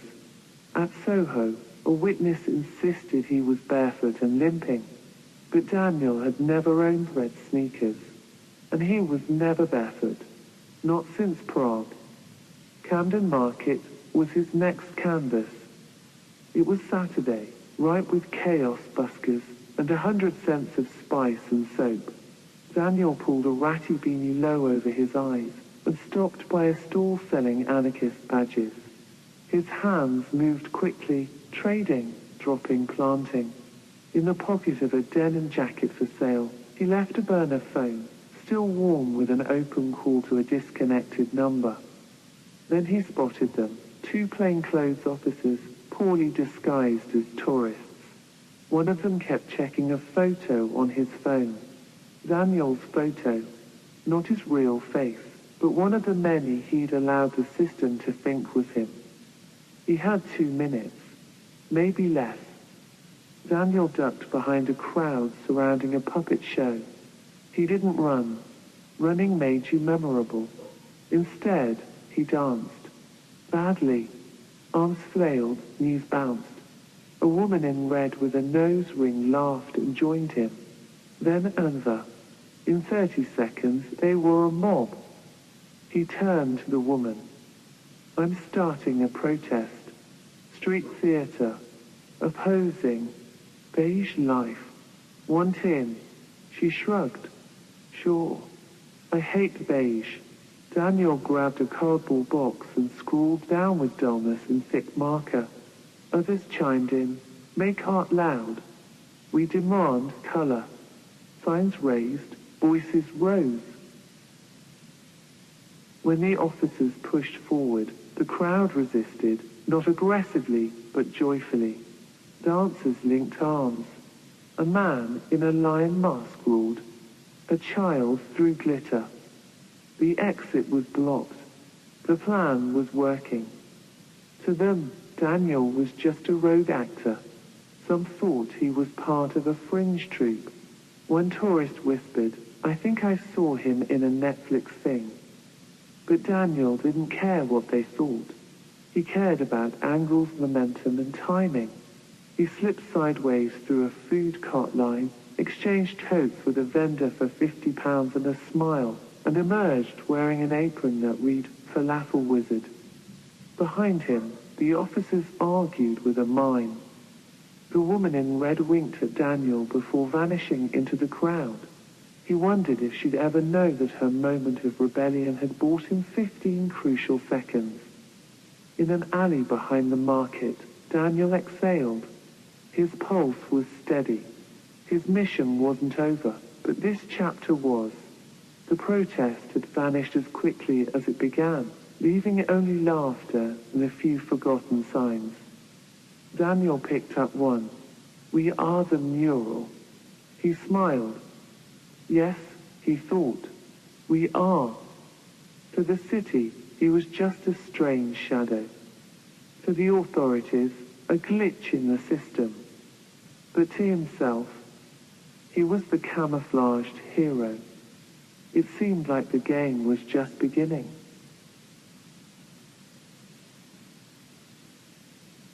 Chapter 13, Sugaring. Daniel stitched the sugar paper into his coat lining like it was sacred. It crinkled faintly as he moved, but only he could hear it. The paper wasn't ordinary. It had been soaked in a chemical wash, thin, fibrous, sweet-scented. If captured, he could burn it in seconds, or swallow it. The ink, however, was another matter. It would stain his teeth, his lips. It would mark him as a witness, or a target. He passed crowds without seeing them. His hand brushed the coat's inner seam often, unconsciously, like checking a heartbeat. He met her by accident, or so it seemed. The cafe was neutral ground. Glass walls, high ceilings. Students and freelancers buzzed around over flat whites and blue screens. Daniel chose a seat with a back wall and a mirror. He always wanted to see who was behind him, even when he wished he didn't. She sat across from him like she belonged there. "You're Daniel Cross," she said quietly. He said nothing. "I've been following the paper trail, not just the fraud or the shell firms, the silent donations, the strange real estate shuffle in New Malden. It all points to something enormous, something sugar-coated." He didn't flinch, but inside, something recoiled. "Who are you?" he asked. She gave a tight smile. Mary Hale, independent, hungry. She was young, mid-20s, the kind of eyes that had seen just enough injustice to believe she could still fight it. The kind of voice that hadn't yet cracked under silence. She stirred her tea without sipping it. "I don't want to expose you," she said. "I want to expose them." Daniel stared at the steam between them. Words were tools and traps. He chose his carefully. "You don't know who they are. Maybe not, but I know you do." He exhaled slowly. "I don't need idealism," he said. "I need strategy. You're not ready. You don't know what I'm ready for." He leaned forward. "Everyone has a price." She didn't argue. Instead, she opened her notebook casually and flipped to a page he hadn't expected. A scan of one of the sugar paper pages, blurry, faint, but real. Daniel's heart thudded once, loud in his chest. Someone had scanned one When? Where? How? You think you're the only one digging, she said. He took the paper from her hands and folded it carefully. His fingers trembled. He didn't like it. It meant someone else had touched the trail. Someone without his caution. He didn't speak for nearly a minute. Then, "You ever swallowed ink, Mary?" She blinked. "What?" "Sugar ink, mixed with arsenic, truth serum, and honey." She froze. "I have," he said. "Not all at once, but enough to know how truth tastes, and how fast it turns bitter." Outside, a police drone passed overhead, silent as a ghost. Daniel's eyes flicked toward it, then back to Miri. "You're in this now," he said. "I've been in it." "No, you've been circling it. What you hold now, what you know now, is radioactive. It glows under the right kind of threat." Miri nodded slowly. "So teach me, or use me, but don't push me away, because I care." He stood, but didn't leave. Not yet. His hand touched the coat's inner seam again. "I don't care what you feel," he said. "I care what you can withstand." Then he turned, disappeared into the blur of coffee orders and tapping laptops. And Miri, left alone with her notebook and the bitter taste of truth, whispered to herself, "I can withstand more than you think."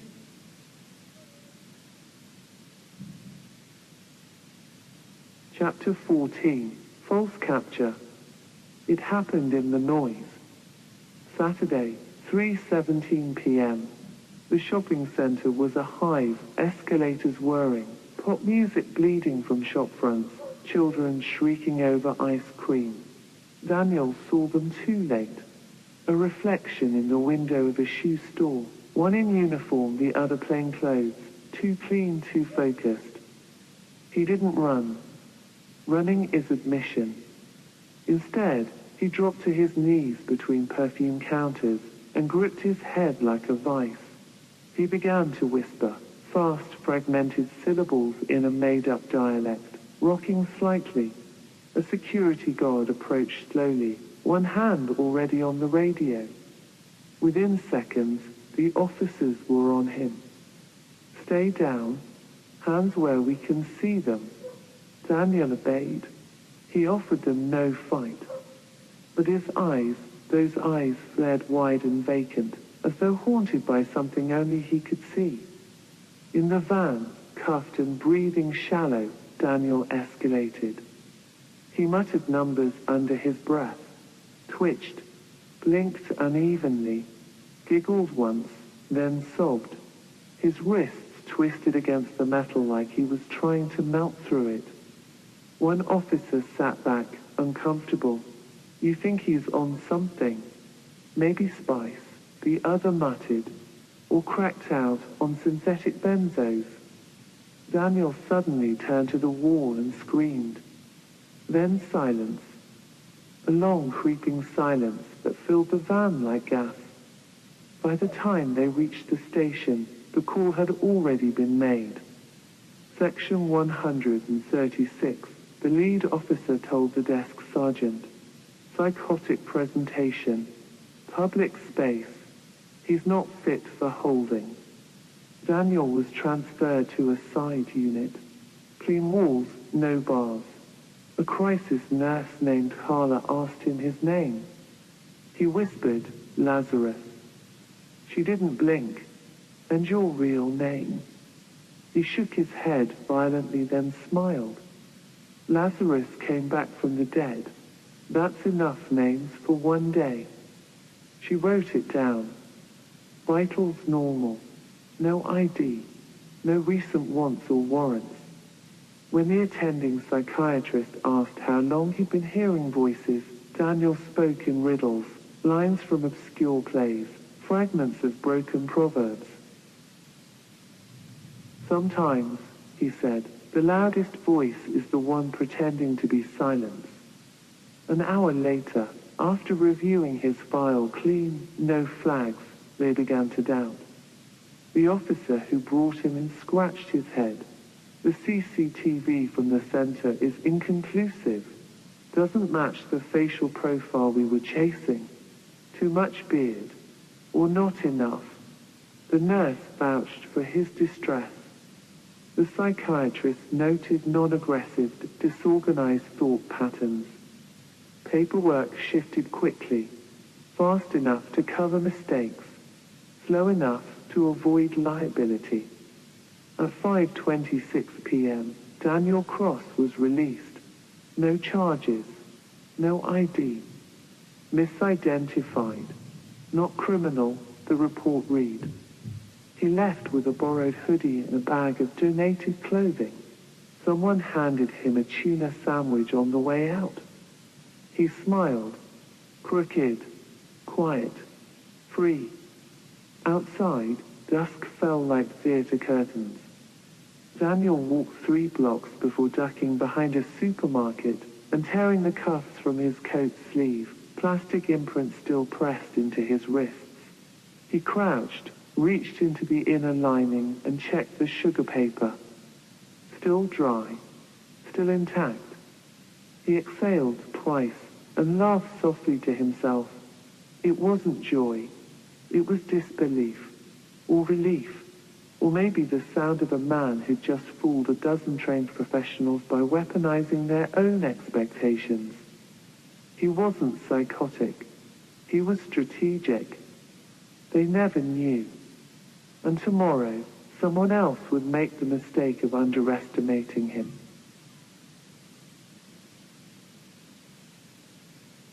Chapter 15. The Hotel Trap. The woman at the desk didn't blink when he said the name. David Tennant, Daniel murmured, eyes tired, shoulders slumped. A fake ID slid across the counter, glossy enough to convince, worn enough to look real. Room 211, she said with a smile that didn't reach her eyes. He nodded once. No luggage, no questions, just one key card and a 5-second glance behind him before heading toward the stairs. He never used lifts. Inside room 211, the lights stayed off. Daniel moved like a stagehand between acts, unrolling tape, unscrewing vents, tucking things into places no one would think to look. The window was the centerpiece, one sheet already tied to a radiator leg, the other knotted with frantic precision to create a makeshift rope. Then came the glass, one control break, spidered like a real escape attempt. A chair tipped over, one shoe left by the ledge. From the alley, it would look obvious. Too obvious. That was the point. 4 floors down, armed officers assembled. He's still up there, one said, reading from his earpiece. Ping confirmed. No exit since check-in. He's boxed. They hit the door fast, splintering hinges, shouting names. Standard protocol. Guns raised. Eyes darted. The window flapped in the wind. The sheet rope twisted gently. One officer leaned out, cursed, reported. He's gone.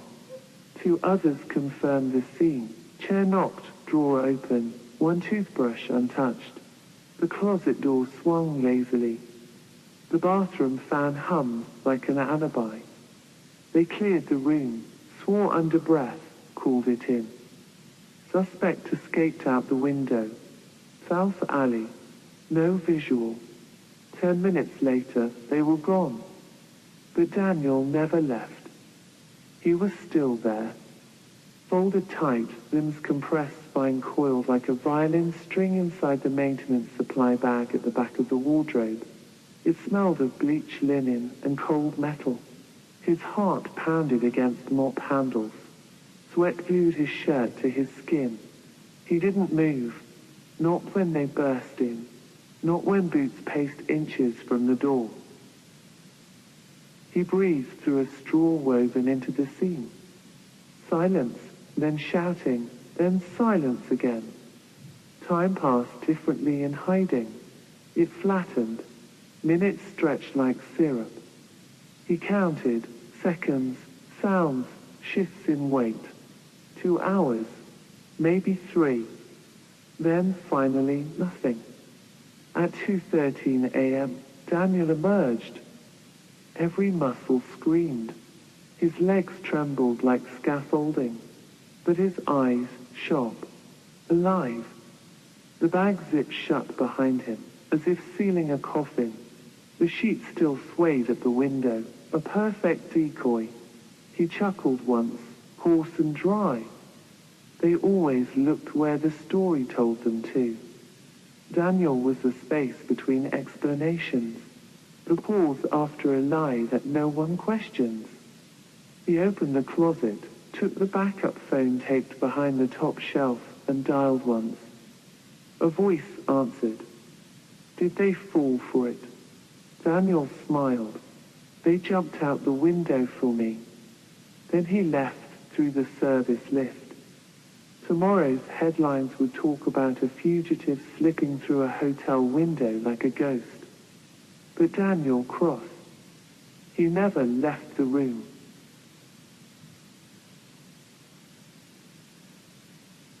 Chapter 16, Daughter of the Enemy. The first time Daniel saw her again, it was like spotting a ghost in a crowd. King's Cross, midday rush, a million faces with nowhere real to be. But she was there, beneath a wall cap and sunglasses, hair tucked in tight, posture too still to blend in. Her coat was too plain, her stance too precise. And yet, she looked ordinary, just another stranger. Until she stepped close and whispered, I believe you. 3 words, quiet, final, like a verdict. Daniel's guard didn't drop, but his pulse did skip. Evelyn, I had to see you. I had to know. He scanned her face. Not for beauty, he remembered that, but for truth. And it was there, in the crack just behind her certainty. Something had broken. Not her. Something around her. Your father, he asked. Her eyes dropped. He's not the man I thought he was. They moved quickly, 2 ghosts among the living. Daniel didn't trust Easy. Not anymore. But Evelyn wasn't offering apologies. She wasn't seeking comfort. She came armed with knowledge. He uses shell companies to hide money, more than you guessed. And there are people, so many people, paid to look the other way. She handed him a flash drive, encrypted, labeled with a fake tax file. I got it from his archive. I know the codes. Daniel stared at it like it was radioactive. You're sure?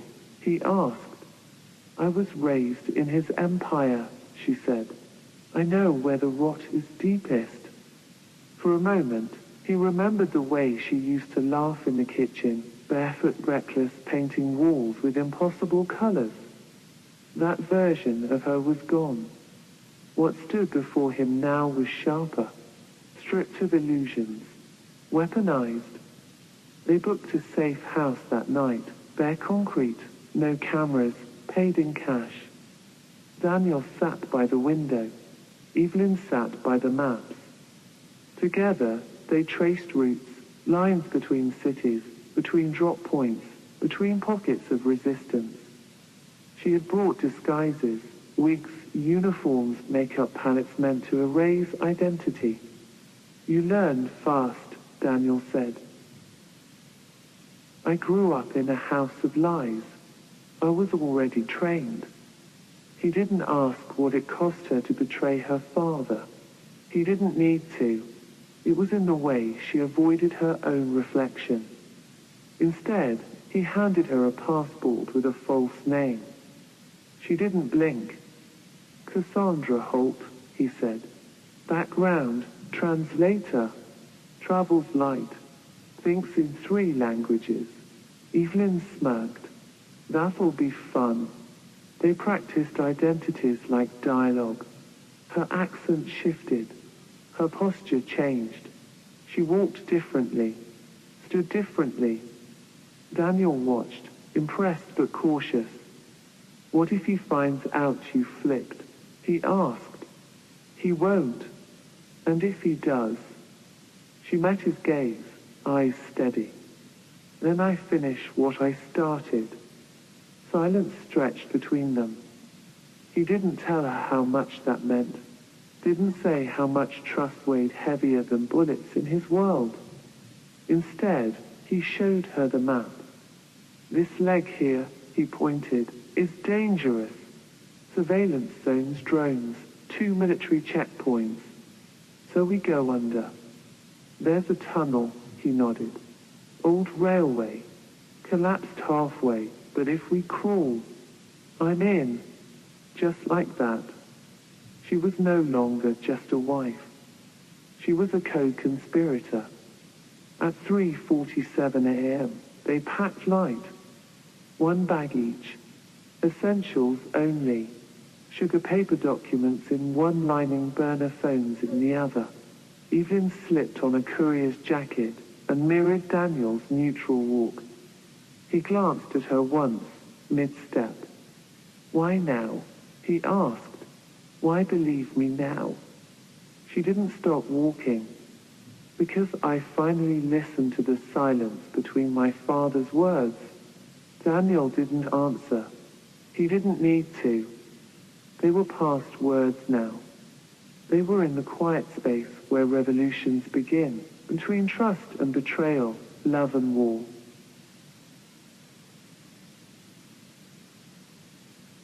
Chapter 17. Crossroads in the Dunes. The wind clawed through the desolate field, tugging at the hem of Richard Vane's long overcoat. Moonlight filtered down in faint shafts through fast-moving clouds, casting long, uncertain shadows over the barren scrubland. There were no streetlights, no signs, no roads, just dust, dead weeds and silence. The coordinates had come from a blocked number, with a voice that had been warped and distorted into something barely human. Come alone, it had said. All this ends differently. Richard had considered not coming. He'd considered sending someone, one of the men on the payroll, faceless and disposable. But something about the message had chilled him. Not just the tone, the confidence. The threat was surgical, precise. Whoever had sent it knew enough about him to be dangerous. So he came, alone, armed. In the distance, he saw the flicker of a headlight, just one. Not a car, a motorbike. It growled toward him like a prowling animal, slicing through the quiet. The rider didn't speak when she stopped. She wore a black helmet with a reflective visor, hiding her face. But Richard recognized the posture, the tightness in her shoulders, the elegance in her movement. Evelyn, he asked. She didn't answer, only gestured for him to get on. He hesitated, cursed under his breath, and swung his leg over the seat. They sped through the dark like a bullet. No GPS, no phone reception, just the rumble of the engine and the dust behind them.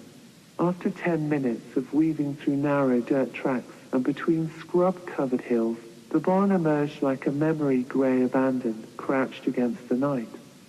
Evelyn stopped the bike and dismounted in a single graceful motion. She didn't remove her helmet, just pointed toward the doors. Richard stepped forward, pushing the creaking wood open with the edge of his boot. Inside was silence. Dust floated like ash in the beams of a single overhead light. Then movement. Daniel Cross stepped from the shadows, thin, pale, wild-eyed. He looked like he hadn't slept in days. His shirt was wrinkled and stained, his jaw covered in stubble. But the way he held himself, the stillness was electric, charged. Richard stiffened. You're a hard man to find. Daniel didn't move. That's the idea. You wanted a meeting. You got it. Now tell me what this is. Daniel didn't blink. This isn't a meeting. It's a funeral. Richard arched an eyebrow. For who? For your empire. A silence passed between them. Something ancient, thick. Daniel stepped forward, closer into the circle of light. You thought I wanted to take what you built. You were wrong. I don't want it. I want it exposed. Richard's mouth tightened. You don't know what you're doing. Daniel raised his voice, his words gaining power. Don't I? I've read your offshore bank ledgers, the shell company transfers, the private security contracts. I know about the slush fund in Nairobi, the arms shipment rerouted through a fake orphanage in Beirut. I know what the empire is made of. Richard stepped forward now too. And what do you plan to do? Print it? Blog it? No one listens. No one cares. The world is built on filth like mine. You think exposing me changes anything? Daniel didn't flinch. I think it starts something. A sound came from behind them, the slow creak of the barn's roof shifting in the wind. Or maybe something else. Richard glanced up instinctively. Why Evelyn? He asked suddenly. Why bring her into this? Daniel's jaw tightened. You assume your courier was Evelyn. Is that because she was the first to see you for what you are? And because she deserves the truth too? She's still my daughter. And I'm still her husband.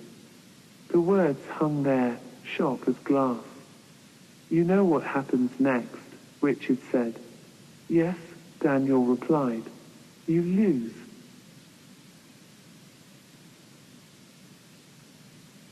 Chapter 18. The Watch Switch.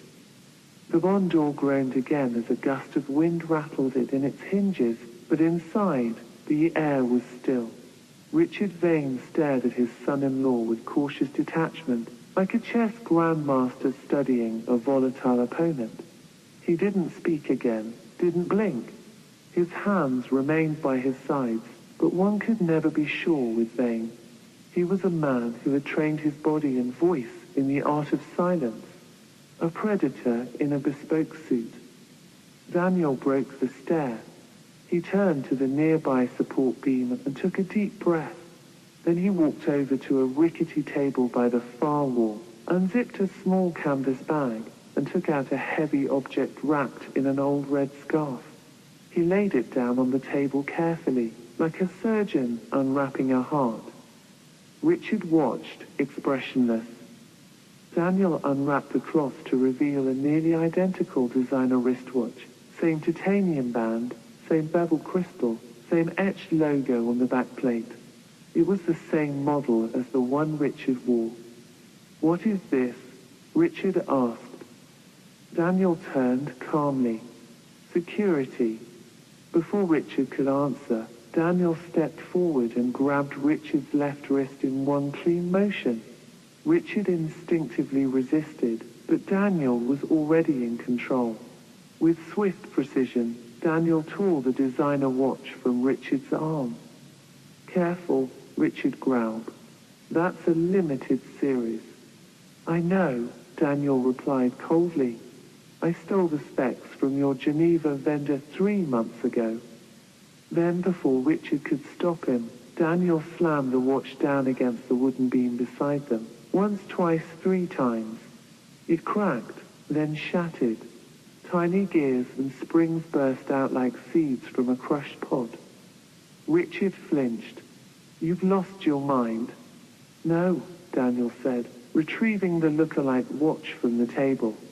I've never seen things clearer. He held up the replacement watch. The face glinted dully in the light, but the dial was slightly off-center. A trained eye might notice, but in a quick glance, indistinguishable. This one's a twin, Daniel said, except it holds more than time. He walked forward and gently buckled the new watch around Richard's wrist. You'll wear it from now on. I won't. You will, Daniel said, because if anything happens to me, if I disappear, if I take a fall, that watch transmits a full payload to 7 separate press outlets, 2 whistleblower repositories, and a blockchain locked public drop. You want names, emails, phone calls, offshore accounts. You're on all of them, and it won't stop at you. Richard studied him. You're bluffing. Daniel didn't blink. Try me. There was no bravado in his voice. No anger either. Just an eerie calm.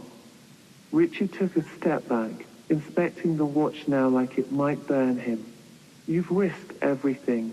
Daniel nodded. You took everything. I'm just getting the balance back. Richard's eyes narrowed. You think you've found leverage. But if you knew what I've survived to get here, what I've buried to keep my crown, you'd know how useless that bluff really is. Daniel stepped forward again, chest to chest. I'm not bluffing, and I'm not scared of the things you've buried. I've seen what they grow into. Richard glanced toward the barn door again, then back. You're trying to blackmail me. No, Daniel said. I'm trying to give you a choice. And if I refuse, then the game ends. Right here, right now. Silence again, except for the wind rattling through the cracks in the barn walls. Then, a soft buzz. Daniel reached into his jacket pocket and pulled out a small handheld device, no bigger than a pager. Its screen showed a countdown, 0:01 and 32 seconds. I synced it to my heart rate, Daniel said. Goes dead, the signal fires. Or I press this. He held up a small button embedded on the device. Fail safe. You kill me, the world gets your sins. Richard didn't move, but his hand curled slightly into a fist. You know how this ends, don't you? He said at last. Daniel gave a thin, grim smile. Yes, but not the way you think. Then he stepped back, turning his back fully on Richard, and walked toward the barn door. You're leaving? Richard asked. Daniel turned his head slightly, just enough to show one eye. Not yet, but we both need time to decide how history remembers this. As Daniel walked out, the wind gusted hard, slamming the barn door shut behind him with a sound like thunder.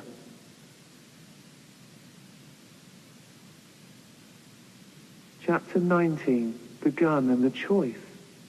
The wind had died down, but the night had grown heavier. Outside, the moon hung swollen and pale above the cracked fields, casting silver over the worn tracks where Daniel had walked away. But he hadn't gone far, just out of sight. He stood beyond the ridge, alone, staring into the dark, thinking. Inside the barn, Richard Vane hadn't moved. He stood beneath the dangling light, the replacement watch ticking softly on his wrist. The silence felt unnatural, like the barn itself was holding its breath. Richard's jaw was tight, his fingers twitching. The calm veneer was cracking. His mind raced, not just with anger, but calculation. How much did Daniel really know? Could he bluff with such precision? If the files existed, where were the backups? Who had access? Could it be intercepted, corrupted, neutralized? The truth was, Richard didn't know, and that uncertainty made Daniel dangerous. The barn door creaked again, slowly this time, deliberately. Daniel walked back in. This time he was carrying a small black case. He set it down gently on the table and unlatched the lid with quiet fingers. Inside, nestled in a foam lining, was a matte black pistol. Richard's brow furrowed. What's this now? A moment of truth, Daniel said. He pulled the gun from the case and turned it slowly in his hand before offering it grip first to Richard. Richard didn't take it. You want me to shoot you? Daniel shrugged. You might. I wouldn't blame you. I've humiliated you, cornered you, put your empire at risk. I could also walk out, Richard said. You could, Daniel replied, but not both. Richard's lips tightened. Explain. Daniel stepped back. His voice was steady, unnervingly calm. Inside that gun are 5 blanks and 1 real bullet. Or maybe none. Maybe 6 blanks. I don't know. That's the point. The choice is yours. You shoot me now, this ends. The files vanish. The leverage disappears. You erase the problem. And if I don't? Daniel took a long breath. Then we make history. Together. Richard looked down at the gun. It lay in his hands now. He hadn't realized he'd taken it. Why give me the option? He asked. Why not just walk away with the upper hand? Because I don't want to be you, Daniel said. And because people like you never change unless they face themselves. This is your mirror, Richard. Pull the trigger and see who looks back. The silence thickened. Every second stretched. Richard weighed the gun. It was heavier than he expected. The cold of the metal seeped into his skin. He pointed it downward, then raised it, hesitating. Daniel didn't flinch. He took a single step backward, arms at his sides. He turned. He walked slowly toward the door. Richard lifted the gun, aimed it at Daniel's back. The click of his finger tensing on the trigger echoed like a thunderclap in his skull. Don't do this, he said. Daniel didn't stop walking. You're gambling with your life? Daniel didn't turn around. You already lost mine once. Silence. Then Richard's breath caught. His finger hovered. The weight of everything, his empire, his past, his lies, his legacy, pressed into that one moment. And something in him, something small and buried and forgotten, surfaced. He lowered the gun. He let out a long breath. Then with a sound like a growl, he hurled the weapon into the dirt. It hit with a muffled thud, spinning once before coming to rest, harmless. Daniel stopped at the doorway. The moonlight carved a halo along the edges of his figure. He turned back. No smile, no triumph, just quiet acknowledgement. Richard stared at him for a long time. So what now? Daniel looked at him with eyes that had seen too much. Now we build something that doesn't need guns.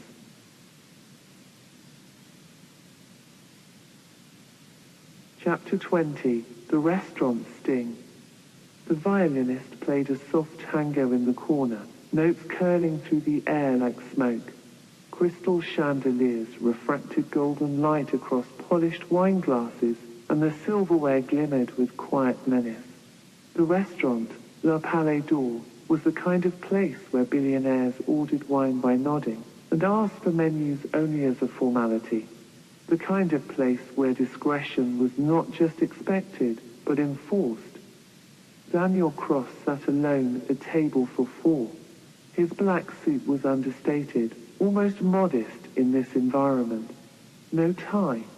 He sipped from a glass of still water, glancing over the rim at the man approaching. Square-jawed, bald, neck like a tree trunk.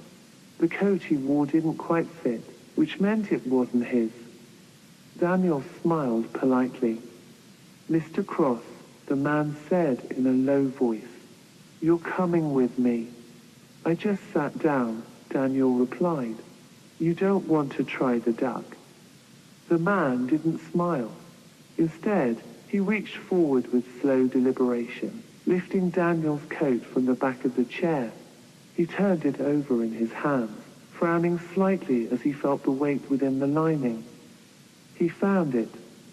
A small, rectangular object, thin dark, with what looked like a small antenna coiled along one edge. He froze. Daniel leaned in, elbows on the table. "I wouldn't twist it," he said calmly, "unless you like confetti made of kitchen tiles." The man stiffened, holding the coat awkwardly now, unsure whether to drop it or cradle it. His eyes flicked around, toward the other diners, the exits, the violinist. "What the hell is this?" Daniel took another sip of water. "Depends. If you're here to take me somewhere dark and soundproof, then it's a lesson. If you're here to negotiate, it's a warning."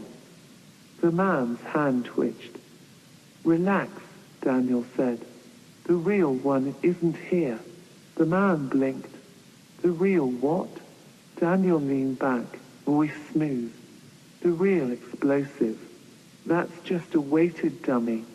It's already been swapped. About 35 minutes ago, by the way." "You're bluffing."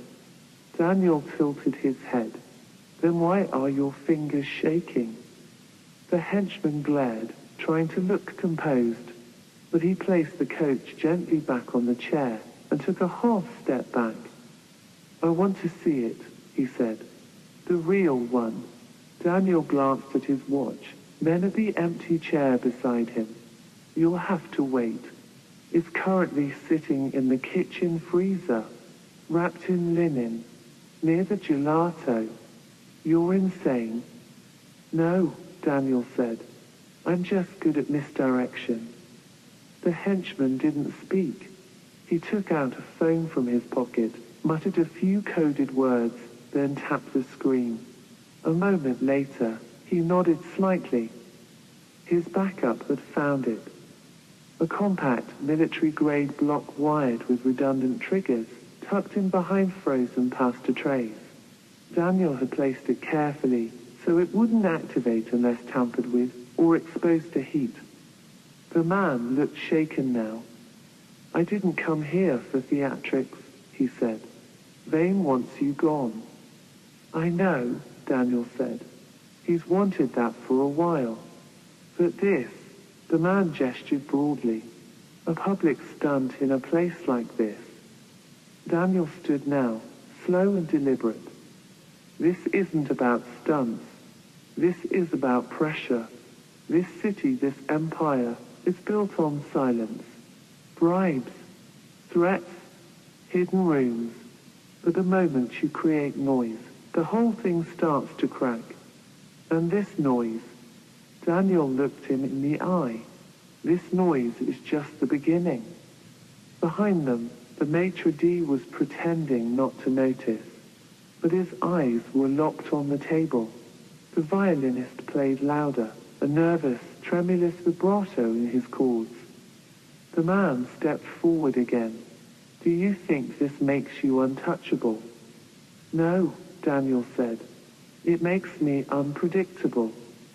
For a moment, the two stood eye to eye.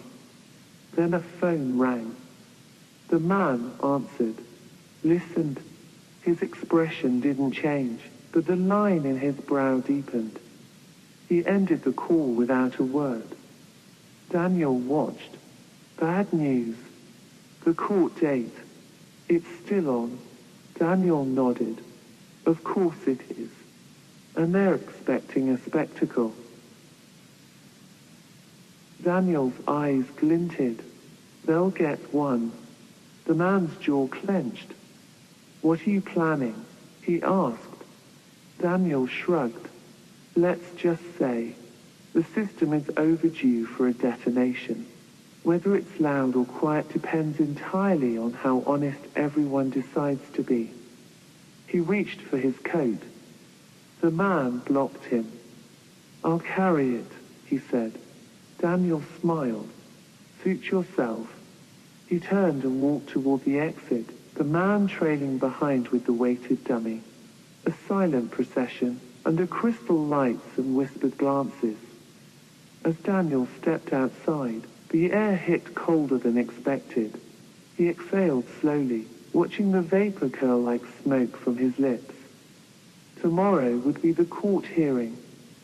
2 p.m., and the entire city would hold its breath.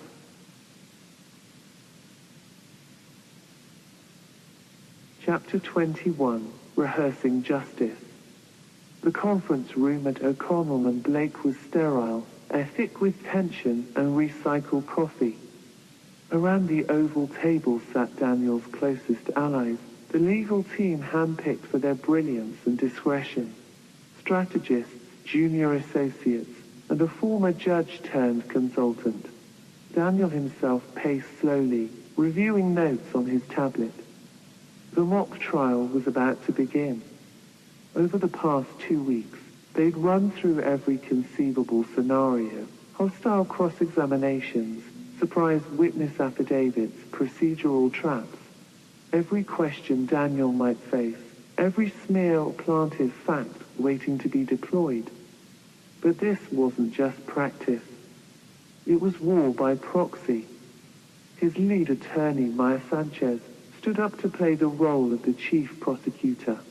Her voice was calm but steely, reading out the indictment as if it were a script for a tragedy. The others played defense, witnesses, judges, everyone circling the fight like vultures.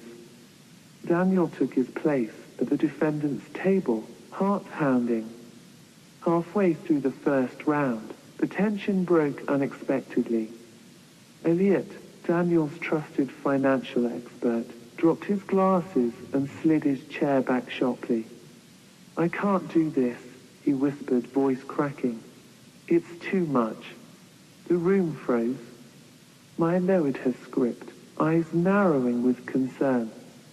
"Elliot, what do you mean?" He looked at the floor. "They have something on me.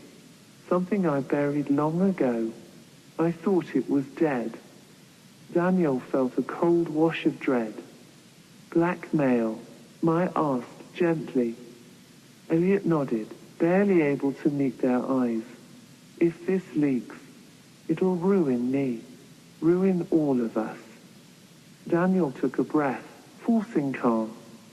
"We protect each other," he said quietly. "No one gets left behind. Tell us what it is."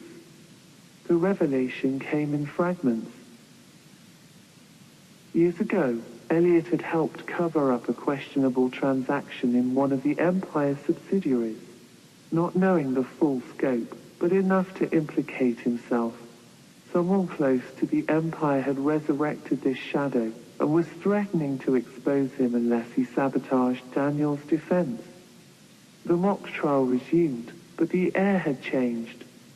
Now they were not just preparing for external attacks, they were fighting a leak inside their own camp.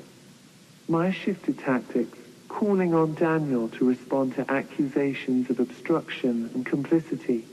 Daniel answered with precision, but inside, his trust frayed. Late into the night, the team dissected every line, rehearsed every counterpoint. It was exhausting, emotionally draining. No one could tell how much was theater and how much was premonition. But beneath the grind lay a deeper truth. Justice wasn't blind. It was rehearsed, weaponized, and carefully scripted. And Daniel was learning the hardest part of all. You had to rehearse your soul too.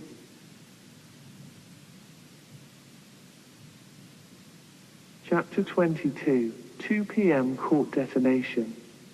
They started arriving early. By 10:30 a.m., the courthouse steps were flooded. Journalists, civil servants, rival legal aides, all pressing closer under the grey June sky. Cameramen jostled behind yellow ropes. Barristers with bloodless faces whispered updates to each other. Even the police presence had changed. Fewer officers in riot gear, more in tailored suits with concealed sidearms. Something was happening, or about to happen. Everyone knew the name on the docket. Cross, Daniel Marcus. But that wasn't what brought the crowd. What drew them was a whisper that had already gone viral. At 2 p.m., something will trigger. Files, devices, maybe worse. No one could verify the source. Some said it came from a leak inside MI5. Others said a corporate whistleblower had warned a QC. A few believed it was Daniel himself, sowing confusion from a burner account on a darknet forum. But all anyone agreed on was this: 2 p.m. was a countdown, and the fuse had been lit. 11:14 a.m. Inside the courthouse, room 9. The judge's bench remained empty, but the gallery was nearly full. The room buzzed with an unnatural quiet, the hush of restrained paranoia. Every cough sounded amplified. Every shuffle of paper was met with glances. Richard Vane sat in the first row behind the prosecution desk. He hadn't spoken to anyone since arriving. His posture was perfect, suit flawless, expression unreadable. But his eyes, those cold steel blue eyes, didn't stop scanning. He watched the doors, the ceiling vents, even the exits reserved for judicial staff. He wasn't afraid. He didn't allow fear. But there was something close. Not that Daniel would bring a bomb, not exactly, but the implication of a signal, an upload, a trigger, forced his mind to run parallel simulations. If it's a bluff, Vane thought, it's a masterful one. If it's not, he didn't finish the thought. 11:52 a.m. Daniel Cross arrived. He stepped out of an unmarked black cab with no escort, no fanfare, no expression.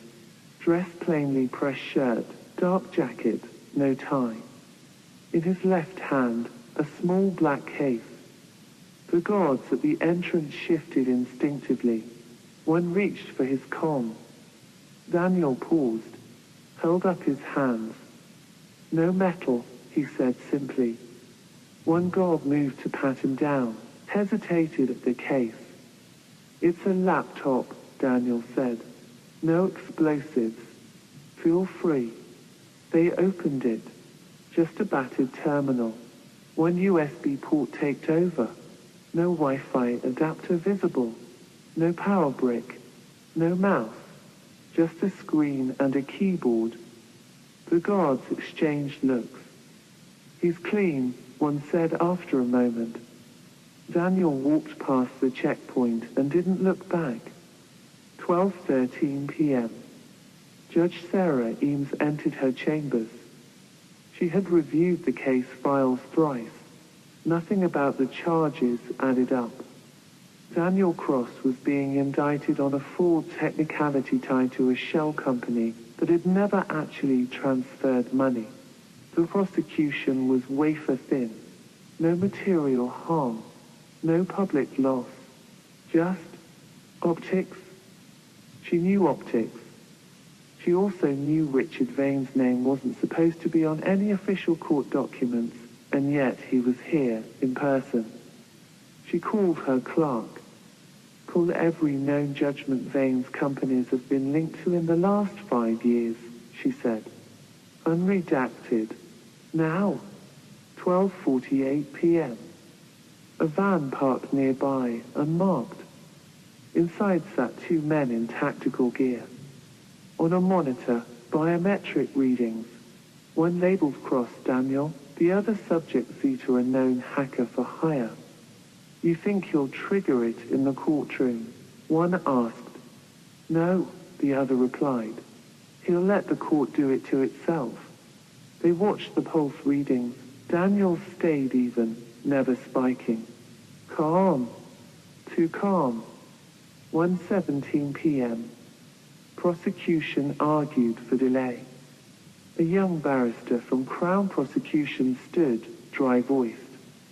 Given the extraordinary claims circulating about this hearing, we believe a temporary delay. Daniel interrupted.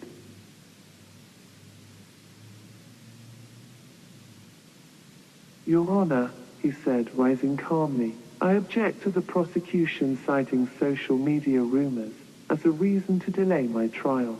Judge Eames nodded. Agreed. She turned to the Crown.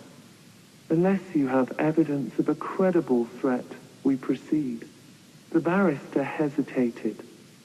She fixed him with a stare. Proceed. 1:44 p.m. Inside the gallery, a phone buzzed. Then another. Then 5 more. Screens lit up. Notifications from anonymous sources.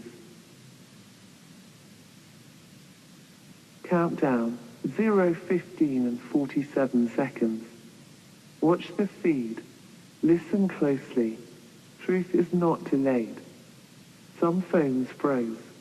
Others blinked into an encrypted live stream with scrolling code and a blank screen marked Daniel Cross, Exhibit A. One woman whispered, "It's happening." 1:55 p.m. The judge adjusts her robe. All parties present. Mr. Cross, you may speak before charges are formally entered. Daniel stood. He opened the laptop. There was no power switch. The screen lit up anyway. He said nothing. Instead, he pressed a single key. 2 p.m. Exactly 2 o'clock. A tone sounded from the laptop, low, harmonic, sustained. Then, nothing. Silence. No explosion. No files. No dramatic videos. Just a still black screen with one line of white text. If justice is blind, let her listen. A voice began to play, soft, shaky. A recording. Richard Vane's voice. Move the money through Zurich first, then call the Home Office contact. No paper trail. Then another voice, one of his executives. What about the custody logs? Shred them. Let the kid rot. We'll own the narrative by morning. Gasps rippled across the courtroom. Daniel stood silently, eyes forward. Vane rose from his chair. Objection, the prosecutor shouted. Judge Eames slammed her gavel. Order. The voice continued. If he talks, we bury him in process. PR hits. Court delays. He breaks or disappears. By now, nearly everyone in the gallery had their phones out. The stream was live. Every word copied, backed up, translated, shared. Across the city, in newsrooms and police precincts, shockwaves began to move. 2:14 p.m. Judge Eames adjourned. Court is in recess. Effective immediately. Bailiffs, escort Mr. Cross. Gently. She looked at him as he passed. There was no fury in her eyes, only something close to gratitude. Daniel allowed himself a faint nod. 2:27 p.m. Vane walked into the hallway, alone. His phone wouldn't stop buzzing. He didn't answer. He stared at the floor, finally knowing what it felt like to lose control not to a bullet, or a protest, but to the truth.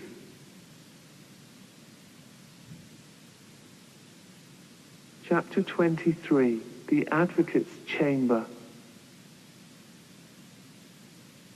Robing Room, Supreme Court morning.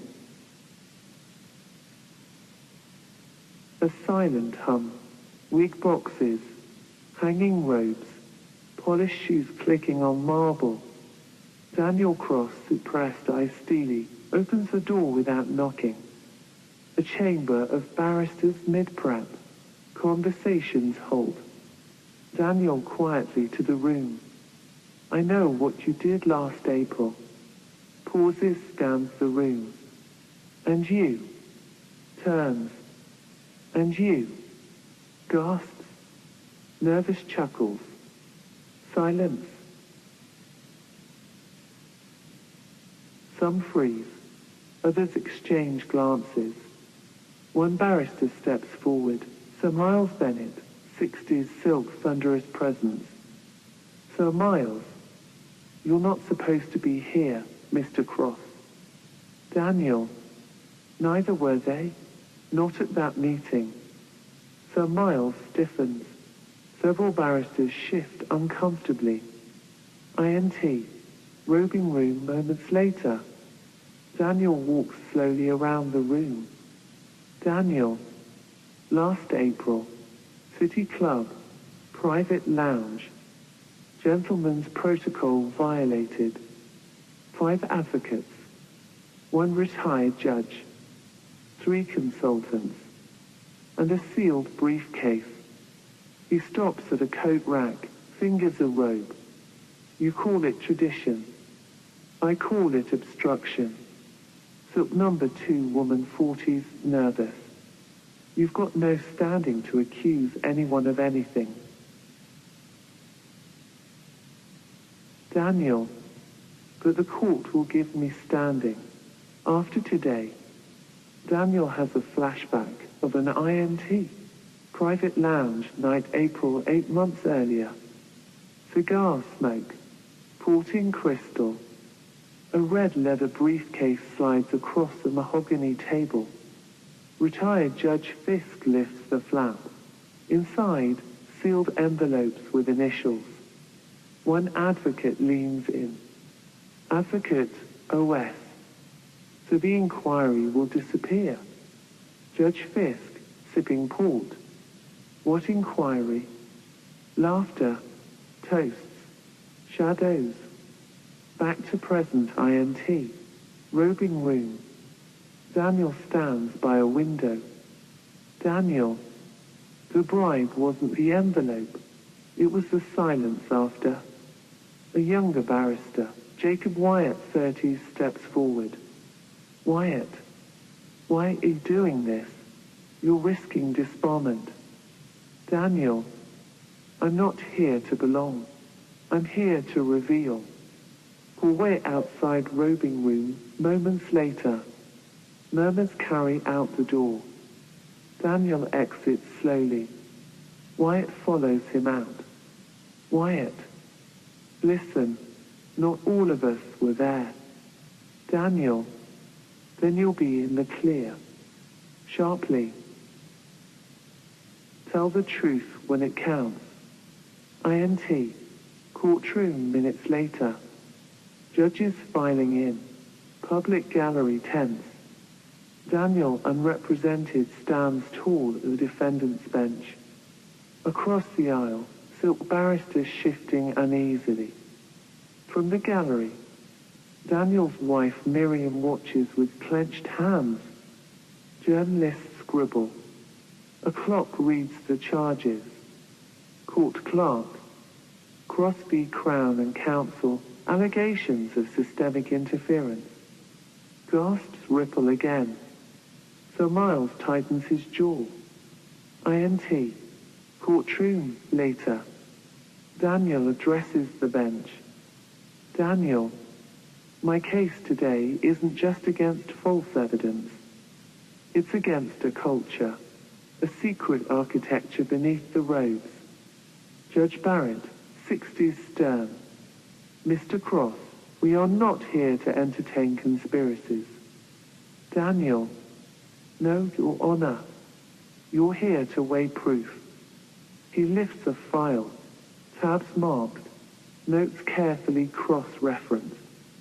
INT, chamber outside courtroom, lunch recess. Barristers whisper in corners. Wyatt paces. Silk number 2. He's bluffing. Sir Miles. Bluffers don't name locations, content states. Sir Miles, conted. He's holding something. We need to find out what, or risk everything. INT. Courtroom afternoon session.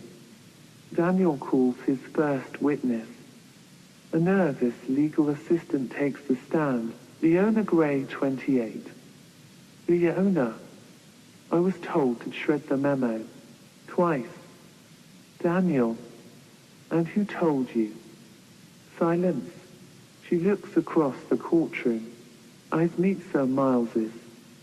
Leona, quietly. Sir Miles Bennett. Murmur. Judge Barrett strikes his gavel. INT. Robing room, evening. Barristers return, subdued. Wyatt lingers by the mirror. Sir Miles sits, robe undone. Wyatt. We could still come clean. Sir Miles. You don't survive here by folding. He won't make it to judgment. Wyatt. You'd rather destroy him than face the truth. Sir Miles. We're not paid to confess. We're paid to win. INT. Daniel's hotel room night. Daniel pores over files. Sticky notes, highlighted lines. Miriam brings him tea. Miriam. They're afraid of you. Daniel. They're afraid of light. Miriam. What if it's not enough? Daniel. Then I go down swinging. Extension Court building, next morning. News vans. Protesters. Signs, justice without favor. Cross for the truth.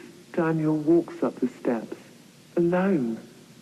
Daniel turns to address the court again. Daniel.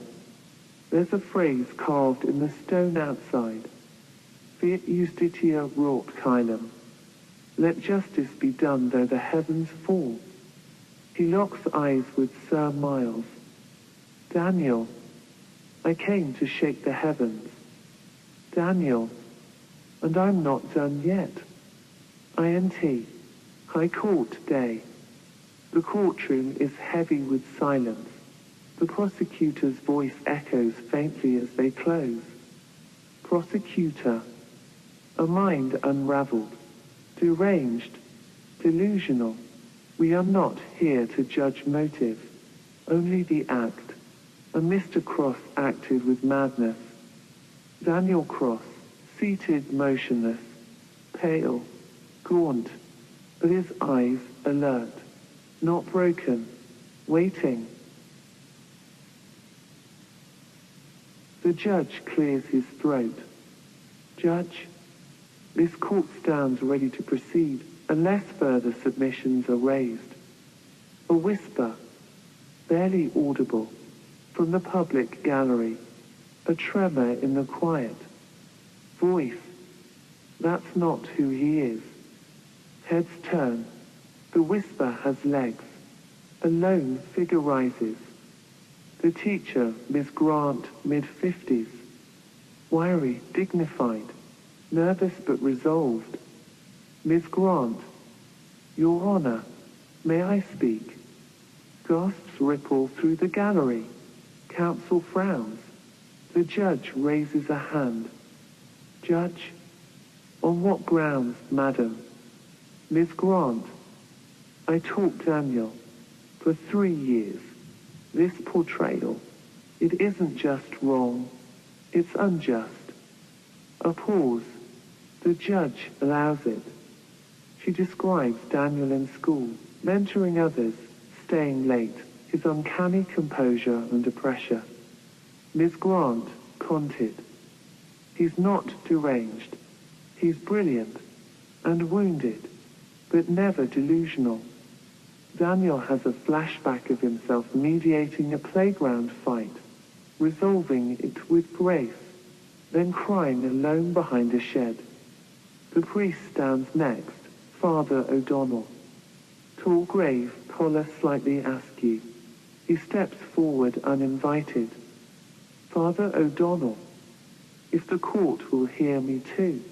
I met Daniel at the prison chapel. He speaks of Daniel's confessions, painful, lucid, full of responsibility.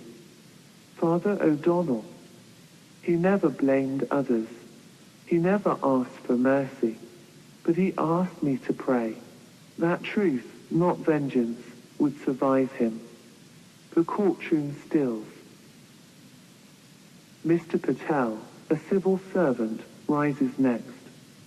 Soft-spoken, gentle, carrying a folder of correspondence. Mr. Patel. He worked with me on refugee outreach, letters, art, mentorship. He reads a letter Daniel helped a child write home to Syria. Mr. Patel. I will become someone they listen to, Daniel wrote, even if I have to burn myself into the paper. The courtroom is moved. Reporters scribble. Jurors exchange looks. Prosecution objects. Prosecutor. These are emotional appeals, not legal relevance. Defense counsel Sarah Reed. They speak to mental clarity, to a pattern of reason, not delusion, the core of your claim. Judge. Proceed, but brief. Daniel hasn't spoken yet, but his eyes brim. He meets the gaze of Miss Grant, Father O'Donnell, Mr. Patel. Daniel. They see me, even now. Judge's final comment. Judge. This court acknowledges the voices heard. They do not replace facts, but they may help us understand the person behind them. Gavel taps. Adjourns till morning. Reporters outside courthouse. Flashes. Who is Daniel Cross, really? Buzzing murmurs. The public narrative is shifting.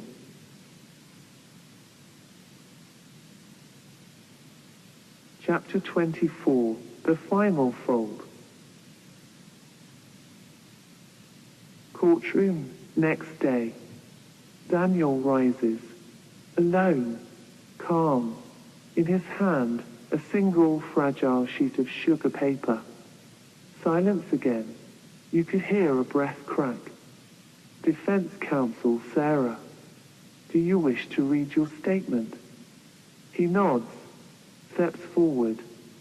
Daniel unfolds the paper. Everyone leans in. It's aged, soft at the edges, words scrawled in charcoal ink. Instead of reading it, he rips a corner and places it on his tongue. Jury gasps. Sarah stands. Prosecutor bellows. Prosecutor. What is this stunt? 3. Daniel chews slowly, deliberately, one bite, then another. He swallows, then turns to the court. Daniel. The other side may need an adjournment. Someone laughs, then shouts. Gallery erupts. Reporter. Did he eat it? Did he eat the truth? The judge bangs his gavel. Judge. Order. Order. Defense counsel. Your Honor, if I may. Judge. He's destroyed material evidence. Daniel. No. I consumed my words. I wrote that statement so no one else could twist them. Flashback. Daniel writing the statement, prison cell. Night. He writes by dim light. Sugar paper. Charcoal tip from a burnt match. Words are sacred. Heavy. Daniel. V.O. Not everything is meant to be filed. Some truths dissolve in the stomach before they rot in archives. Back to courtroom. Daniel. If this court wanted my words, it had to hear them from me. Not from a leak. Not from a spin. Prosecutor. He's grandstanding. This is contempt. Judge. This is unprecedented. Gallery divided. Some stare in awe, others in horror.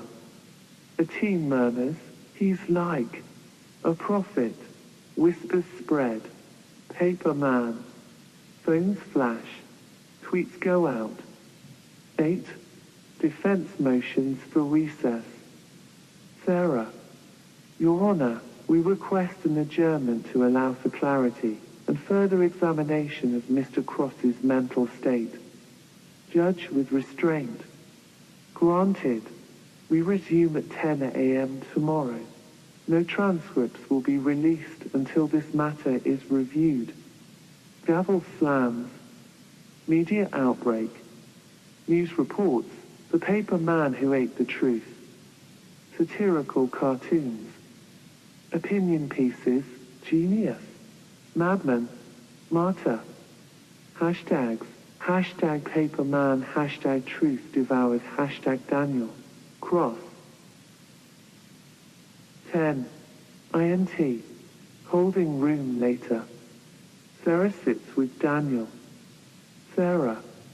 You know they're going to label you unstable. Daniel. Let them. As long as they heard me. As long as they felt it. Sarah. What was on the paper? He meets her eyes. Daniel. The real confession. One I wrote in blood and silence. One they weren't ready to handle. He offers a small, tired smile. Daniel, conted. It tasted like truth. 11. INT. Prison van night. Daniel sits restrained. He looks out at billboards flickering with his own image. One reads, is this justice or a performance? He whispers to himself, Daniel, let them decide. Journalist. And so the man who swallowed his testimony left the world guessing. A madman, a martyr, a mirror.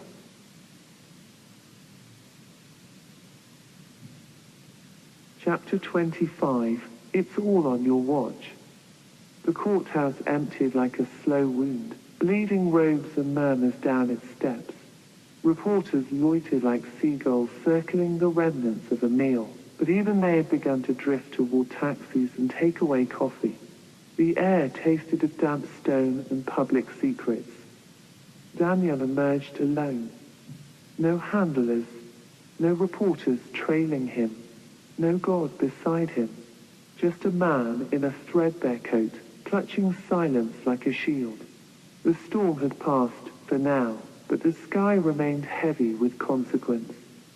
He turned down the side steps, away from the main thoroughfare.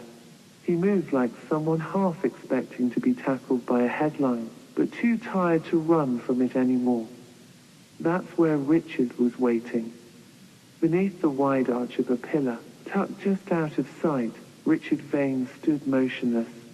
His overcoat was flawless, his scarf pressed with the kind of precision reserved for royalty or war criminals. Hands clasped behind his back, he stared at Daniel not with rage, but with something colder, something measured. Daniel saw him and didn't stop walking. Didn't start either. Just slowed, like recognizing a shadow that had always been following you, now stepping into the light. Richard spoke first. You could have destroyed me. His voice was even quiet. The words weren't a threat. They were an acknowledgement. Daniel stopped 2 paces from him. He didn't smile, didn't blink, just nodded. You could have shot me, he said. There it was, the truth without ceremony, the wound without the bandage. A pause lingered between them, neither man quite willing to claim it. Then Richard let out a breath through his nose. Not a sigh, not amusement, something in between. I don't know what happens next, he said softly, but you've upended more than you understand. Daniel looked past him toward the city skyline, where spires and scaffolding scraped at the fading orange light. I think you're wrong, Daniel said. I think I understand exactly what I've done. Richard stepped forward. He didn't loom, he didn't need to. His presence was gravity. Generational, institutional. You didn't survive decades at the top of an empire without learning to weaponize posture. You always underestimated the scope, Richard said. Even when you started pulling at the threads, you thought it was personal. Family. Inheritance. You never saw the weight of what sat on your shoulders. Daniel met his gaze. I carried that weight. I just refused to bury anyone else under it. For the first time, Richard's mouth twitched, not into a smile, more a wince, like something in him had cracked, ever so slightly. You always had that messianic streak, he said, that naive belief that systems collapse with the right confession. Daniel looked down, then back up. His eyes weren't on fire. They were calm, spent, but resolute. I wasn't trying to collapse anything, he said. I just stopped lying. The words hung there, simple, undressed, honest in a way Richard hadn't heard in decades, maybe ever. A long silence followed. The sounds of the city felt muted now. A siren in the distance. Footsteps on wet pavement. Somewhere, a child's laughter, too innocent to be part of this scene. Richard looked over his shoulder, then stepped closer, voice lower now.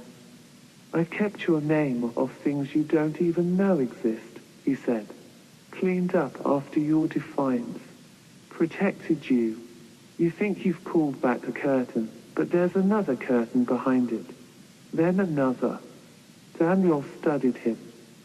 I know, he said, but I also know this. I didn't put those curtains there. That stopped Richard. A beat too long. For once he had no counterpoint ready. Daniel moved past him, brushed his shoulder slightly, intentionally, then stopped. Just behind him now, voice even but heavy with finality. It's all on your watch now, he said. Richard turned halfway, just enough to see the back of Daniel's head, his shoulders as he walked away. No, he muttered, not just mine. Daniel didn't respond, didn't look back. He descended the courthouse steps with the gravity of a man who had handed back the burden, and walked away before it could be thrown at him again. That evening, the news ran parallel broadcasts. One covered Daniel's silence and the paper he ate. The other, more quietly, mentioned an internal audit in the Ministry of Procurement. A whisper campaign about forged tenders, a hint at retroactive approvals. No names were given, not yet. But in the corridors of power, watches were checked. Because time had started running on Richard Vane's empire, and Daniel had made sure everyone was watching.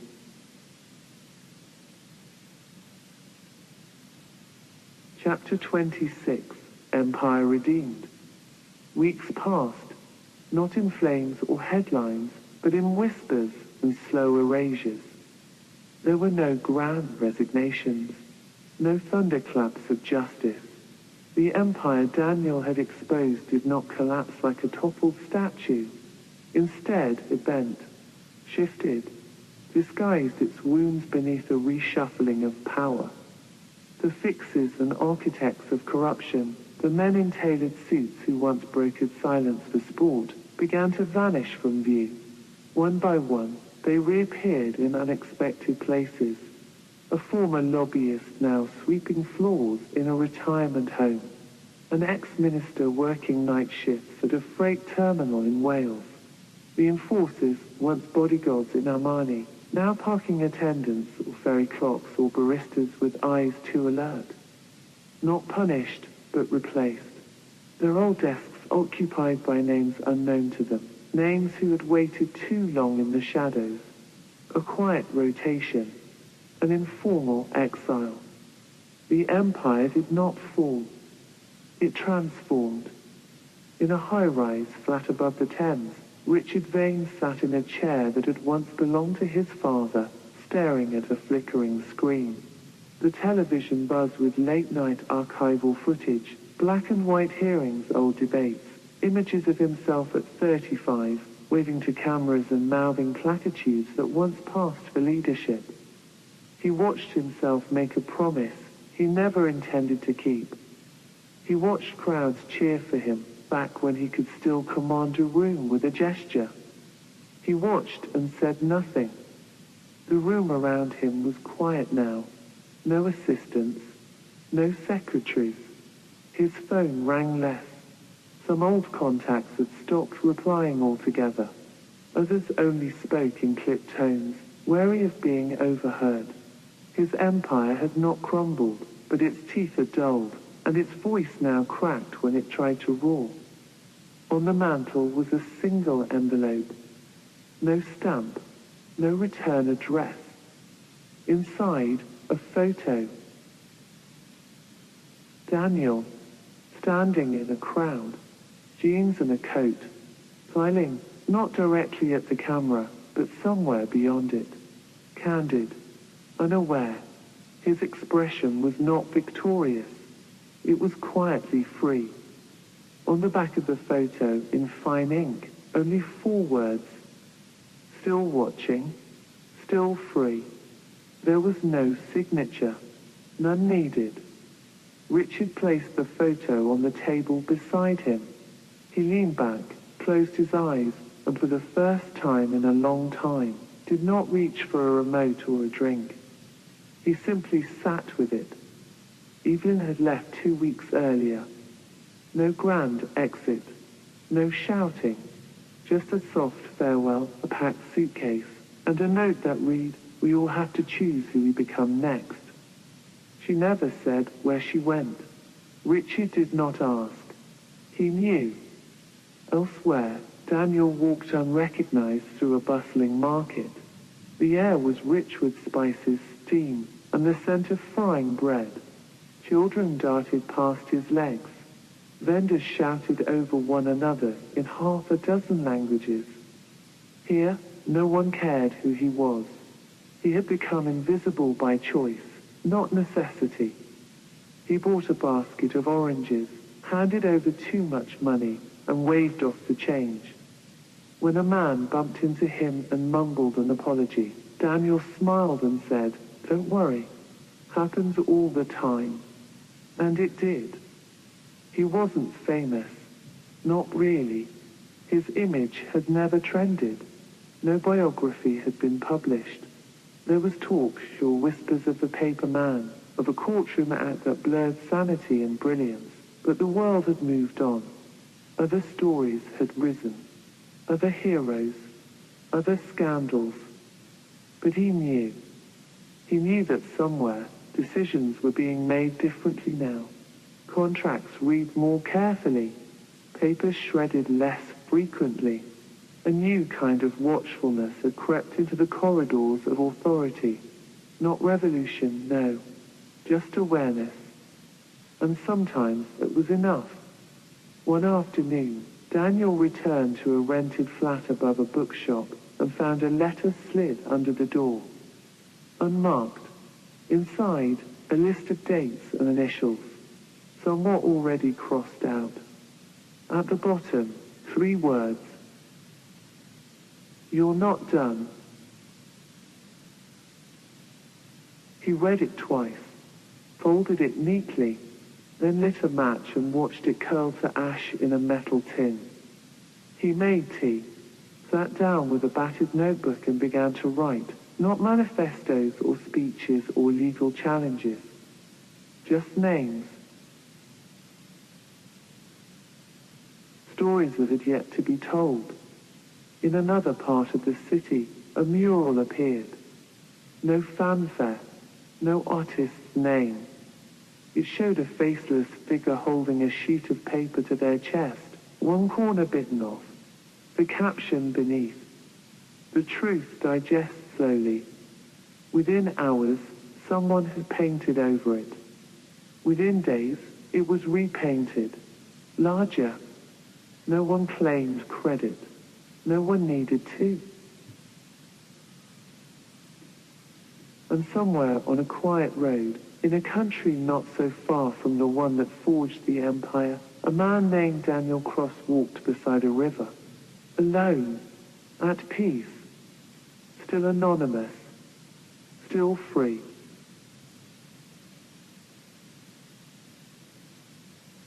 Chapter 27, The Ash Ledger.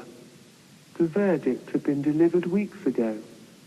Daniel stood on the courthouse steps, surrounded by cameras and reporters. The air was thick with anticipation, hope, and fear. But the war wasn't over. It was just shifting fronts. Detective Rowan called Daniel late one evening. "Got something," she said, voice tight with urgency. A missing accountant named Paul Meredith had resurfaced after years off the grid. In his possession was what insiders whispered as the Ash Ledger, a document rumored to detail decades of bribes, offshore accounts, and systemic fraud buried within the empire and its governmental tendrils. The ledger was named for the ash-colored paper it was printed on, fragile, easily overlooked like the truth itself. Daniel met Rowan in a dimly lit cafe, tucked away in a forgotten corner of London. She slid a battered manila envelope across the table. Inside were copies of the ledger's pages, handwritten entries, cross-referenced with official bank statements, coded notations linking politicians to shell companies. As Daniel flipped through, the enormity of it hit him. This wasn't just financial corruption. It was a blueprint for VG. They're coming for the ledger, protected at all costs. He glanced over his shoulder. The game was far from over. Epilogue, Chapter 28, The Archive Keeper. The dust was older than the building. That was the first thing Clara noticed as she stepped into the restricted holdings wing of the Milton Archives. It hung in the air like time forgotten, sweet and metallic, as if old ink still breathed. Fluorescent lights buzzed overhead, blinking faintly with each flicker of the aged circuit board. No one used this room anymore. Not really. Everything important had long since been digitized and indexed. But Clara didn't believe in surface stories. She believed in margins, in watermarks, in footnotes scrawled in pencil by tired clocks no one remembered. And that belief had led her here, 15 floors below ground level, beneath the Ministry of Cultural Preservation, into a space not even listed on the archive's main map. She had been chasing shadows for months now, a trail of obscure footnotes, sealed annexes, inexplicable budgetary anomalies, and at the very edge of it, a name, Daniel Cross. The record said he disappeared. Some said asylum. Others said suicide. But Clara didn't trust official endings, especially not the kind wrapped in bureaucratic lace. So here she was, flashlight in hand, tracing shelf numbers in reverse, following a misfiled reference code etched in graphite behind a panel. A code that didn't match any public record, until she rotated the digits backward and realized it spelled Cross 21. It was buried under a stack of closed legislative audits, Box 6B 1193. Yellow tape sealed the edges, but the tape had dried and cracked. No top secret label, no security override, just a small handwritten tag for disposition, not digitized. She slid a glove on and opened the box. Inside were files, dozens of them, not just government documents, but personal letters, old USB drives wrapped in foil, sealed envelopes. One file bore a child's drawing, colored in waxy red and green, with the words I saw the paper scrawled underneath in shaky block letters. Clara sat cross-legged on the floor, breathing slowly. The first document was a witness transcript, timestamped 2032. A girl, Mina, Her voice was brittle, courageous. They made us into stories. We didn't live, we got printed. As Clara read deeper, the story emerged in fragments. Not a linear timeline, but a constellation of trauma and resistance. It was as if someone had tried to burn a forest and missed one tree. Then halfway through the box, she found a sealed envelope with her name on it. Not typed, written in ink. Clara, it said, if you're reading this, then the archive cracked. Or you did. Her hands trembled as she opened it. The letter was short. I knew someone would find this, not because I left it to be found, but because nothing truly disappears in this world. Not empire, not truth, not even me. You're not the first to dig this deep, but maybe you'll be the first to print what matters. That's what they fear most. You'll want to know what happened to me. The truth is, I don't know either. I left the stage because it wasn't my story anymore. It's yours now. Be careful, Clara. The empire doesn't end. It just rewrites itself in fingerprint. Daniel Cross. She read it twice, 3 times. The ink smudged slightly near the bottom, as if he pressed his thumb there in a final, wordless gesture. Not a signature, a seal. Clara looked up slowly, mind racing. Daniel Cross hadn't vanished. He'd embedded himself. In whispers, in discredited case files, in invisible truths filed beneath the wrong names. The USB drives were still readable.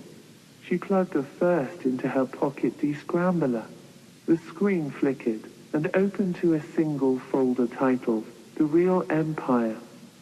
Inside, thousands of documents, propaganda templates, censorship models, economic conditioning drafts, the building blocks of cultural obedience, hidden in fonts, billboards, schoolbooks. She understood now. The empire had not collapsed. It had migrated, rebranded itself through silent merges and digital skin grafts, changed names, rewritten mission statements. The paper had evolved, but the texture remained. Softer now, sleeker, but just as binding. The final file was a clip, grainy, time-stamped and listed. Daniel, older, tired eyes, still wearing that tattered wool coat. They think they've won because no one says the word empire anymore. But it's not about what we say. It's about what we don't question. If you're watching this, make them question. Clara closed the drive. The fluorescent lights above her blinked again. She looked around the quiet, hollow room and realized this wasn't a grave. It was a seed vault. And something had just started to grow. 1 week later, a headline appeared on a quiet Substack, unnoticed by the mainstream but whispered in student lounges, hacker forums, and forgotten corners of the net. Sugar Paper, how a forgotten dissident exposed the institutional empire that still lives among us, by Clara Venn, the archive keeper. It opened with a single sentence. What if the paper we trusted to tell the truth was the very thing rewriting it? And below it, a blinking link. Open files. Final scene. A man in a windowless room somewhere in a government complex refreshes his screen. He stares at Clara's article. No reaction. No alarm. Just a sigh. He opens a drawer. Inside, a new logo template. Same stylized ink drop. New colors. New name. The Harmony Foundation. Uplifting voices for tomorrow. He drags the file into a secure design terminal and begins to build the empire again. The end.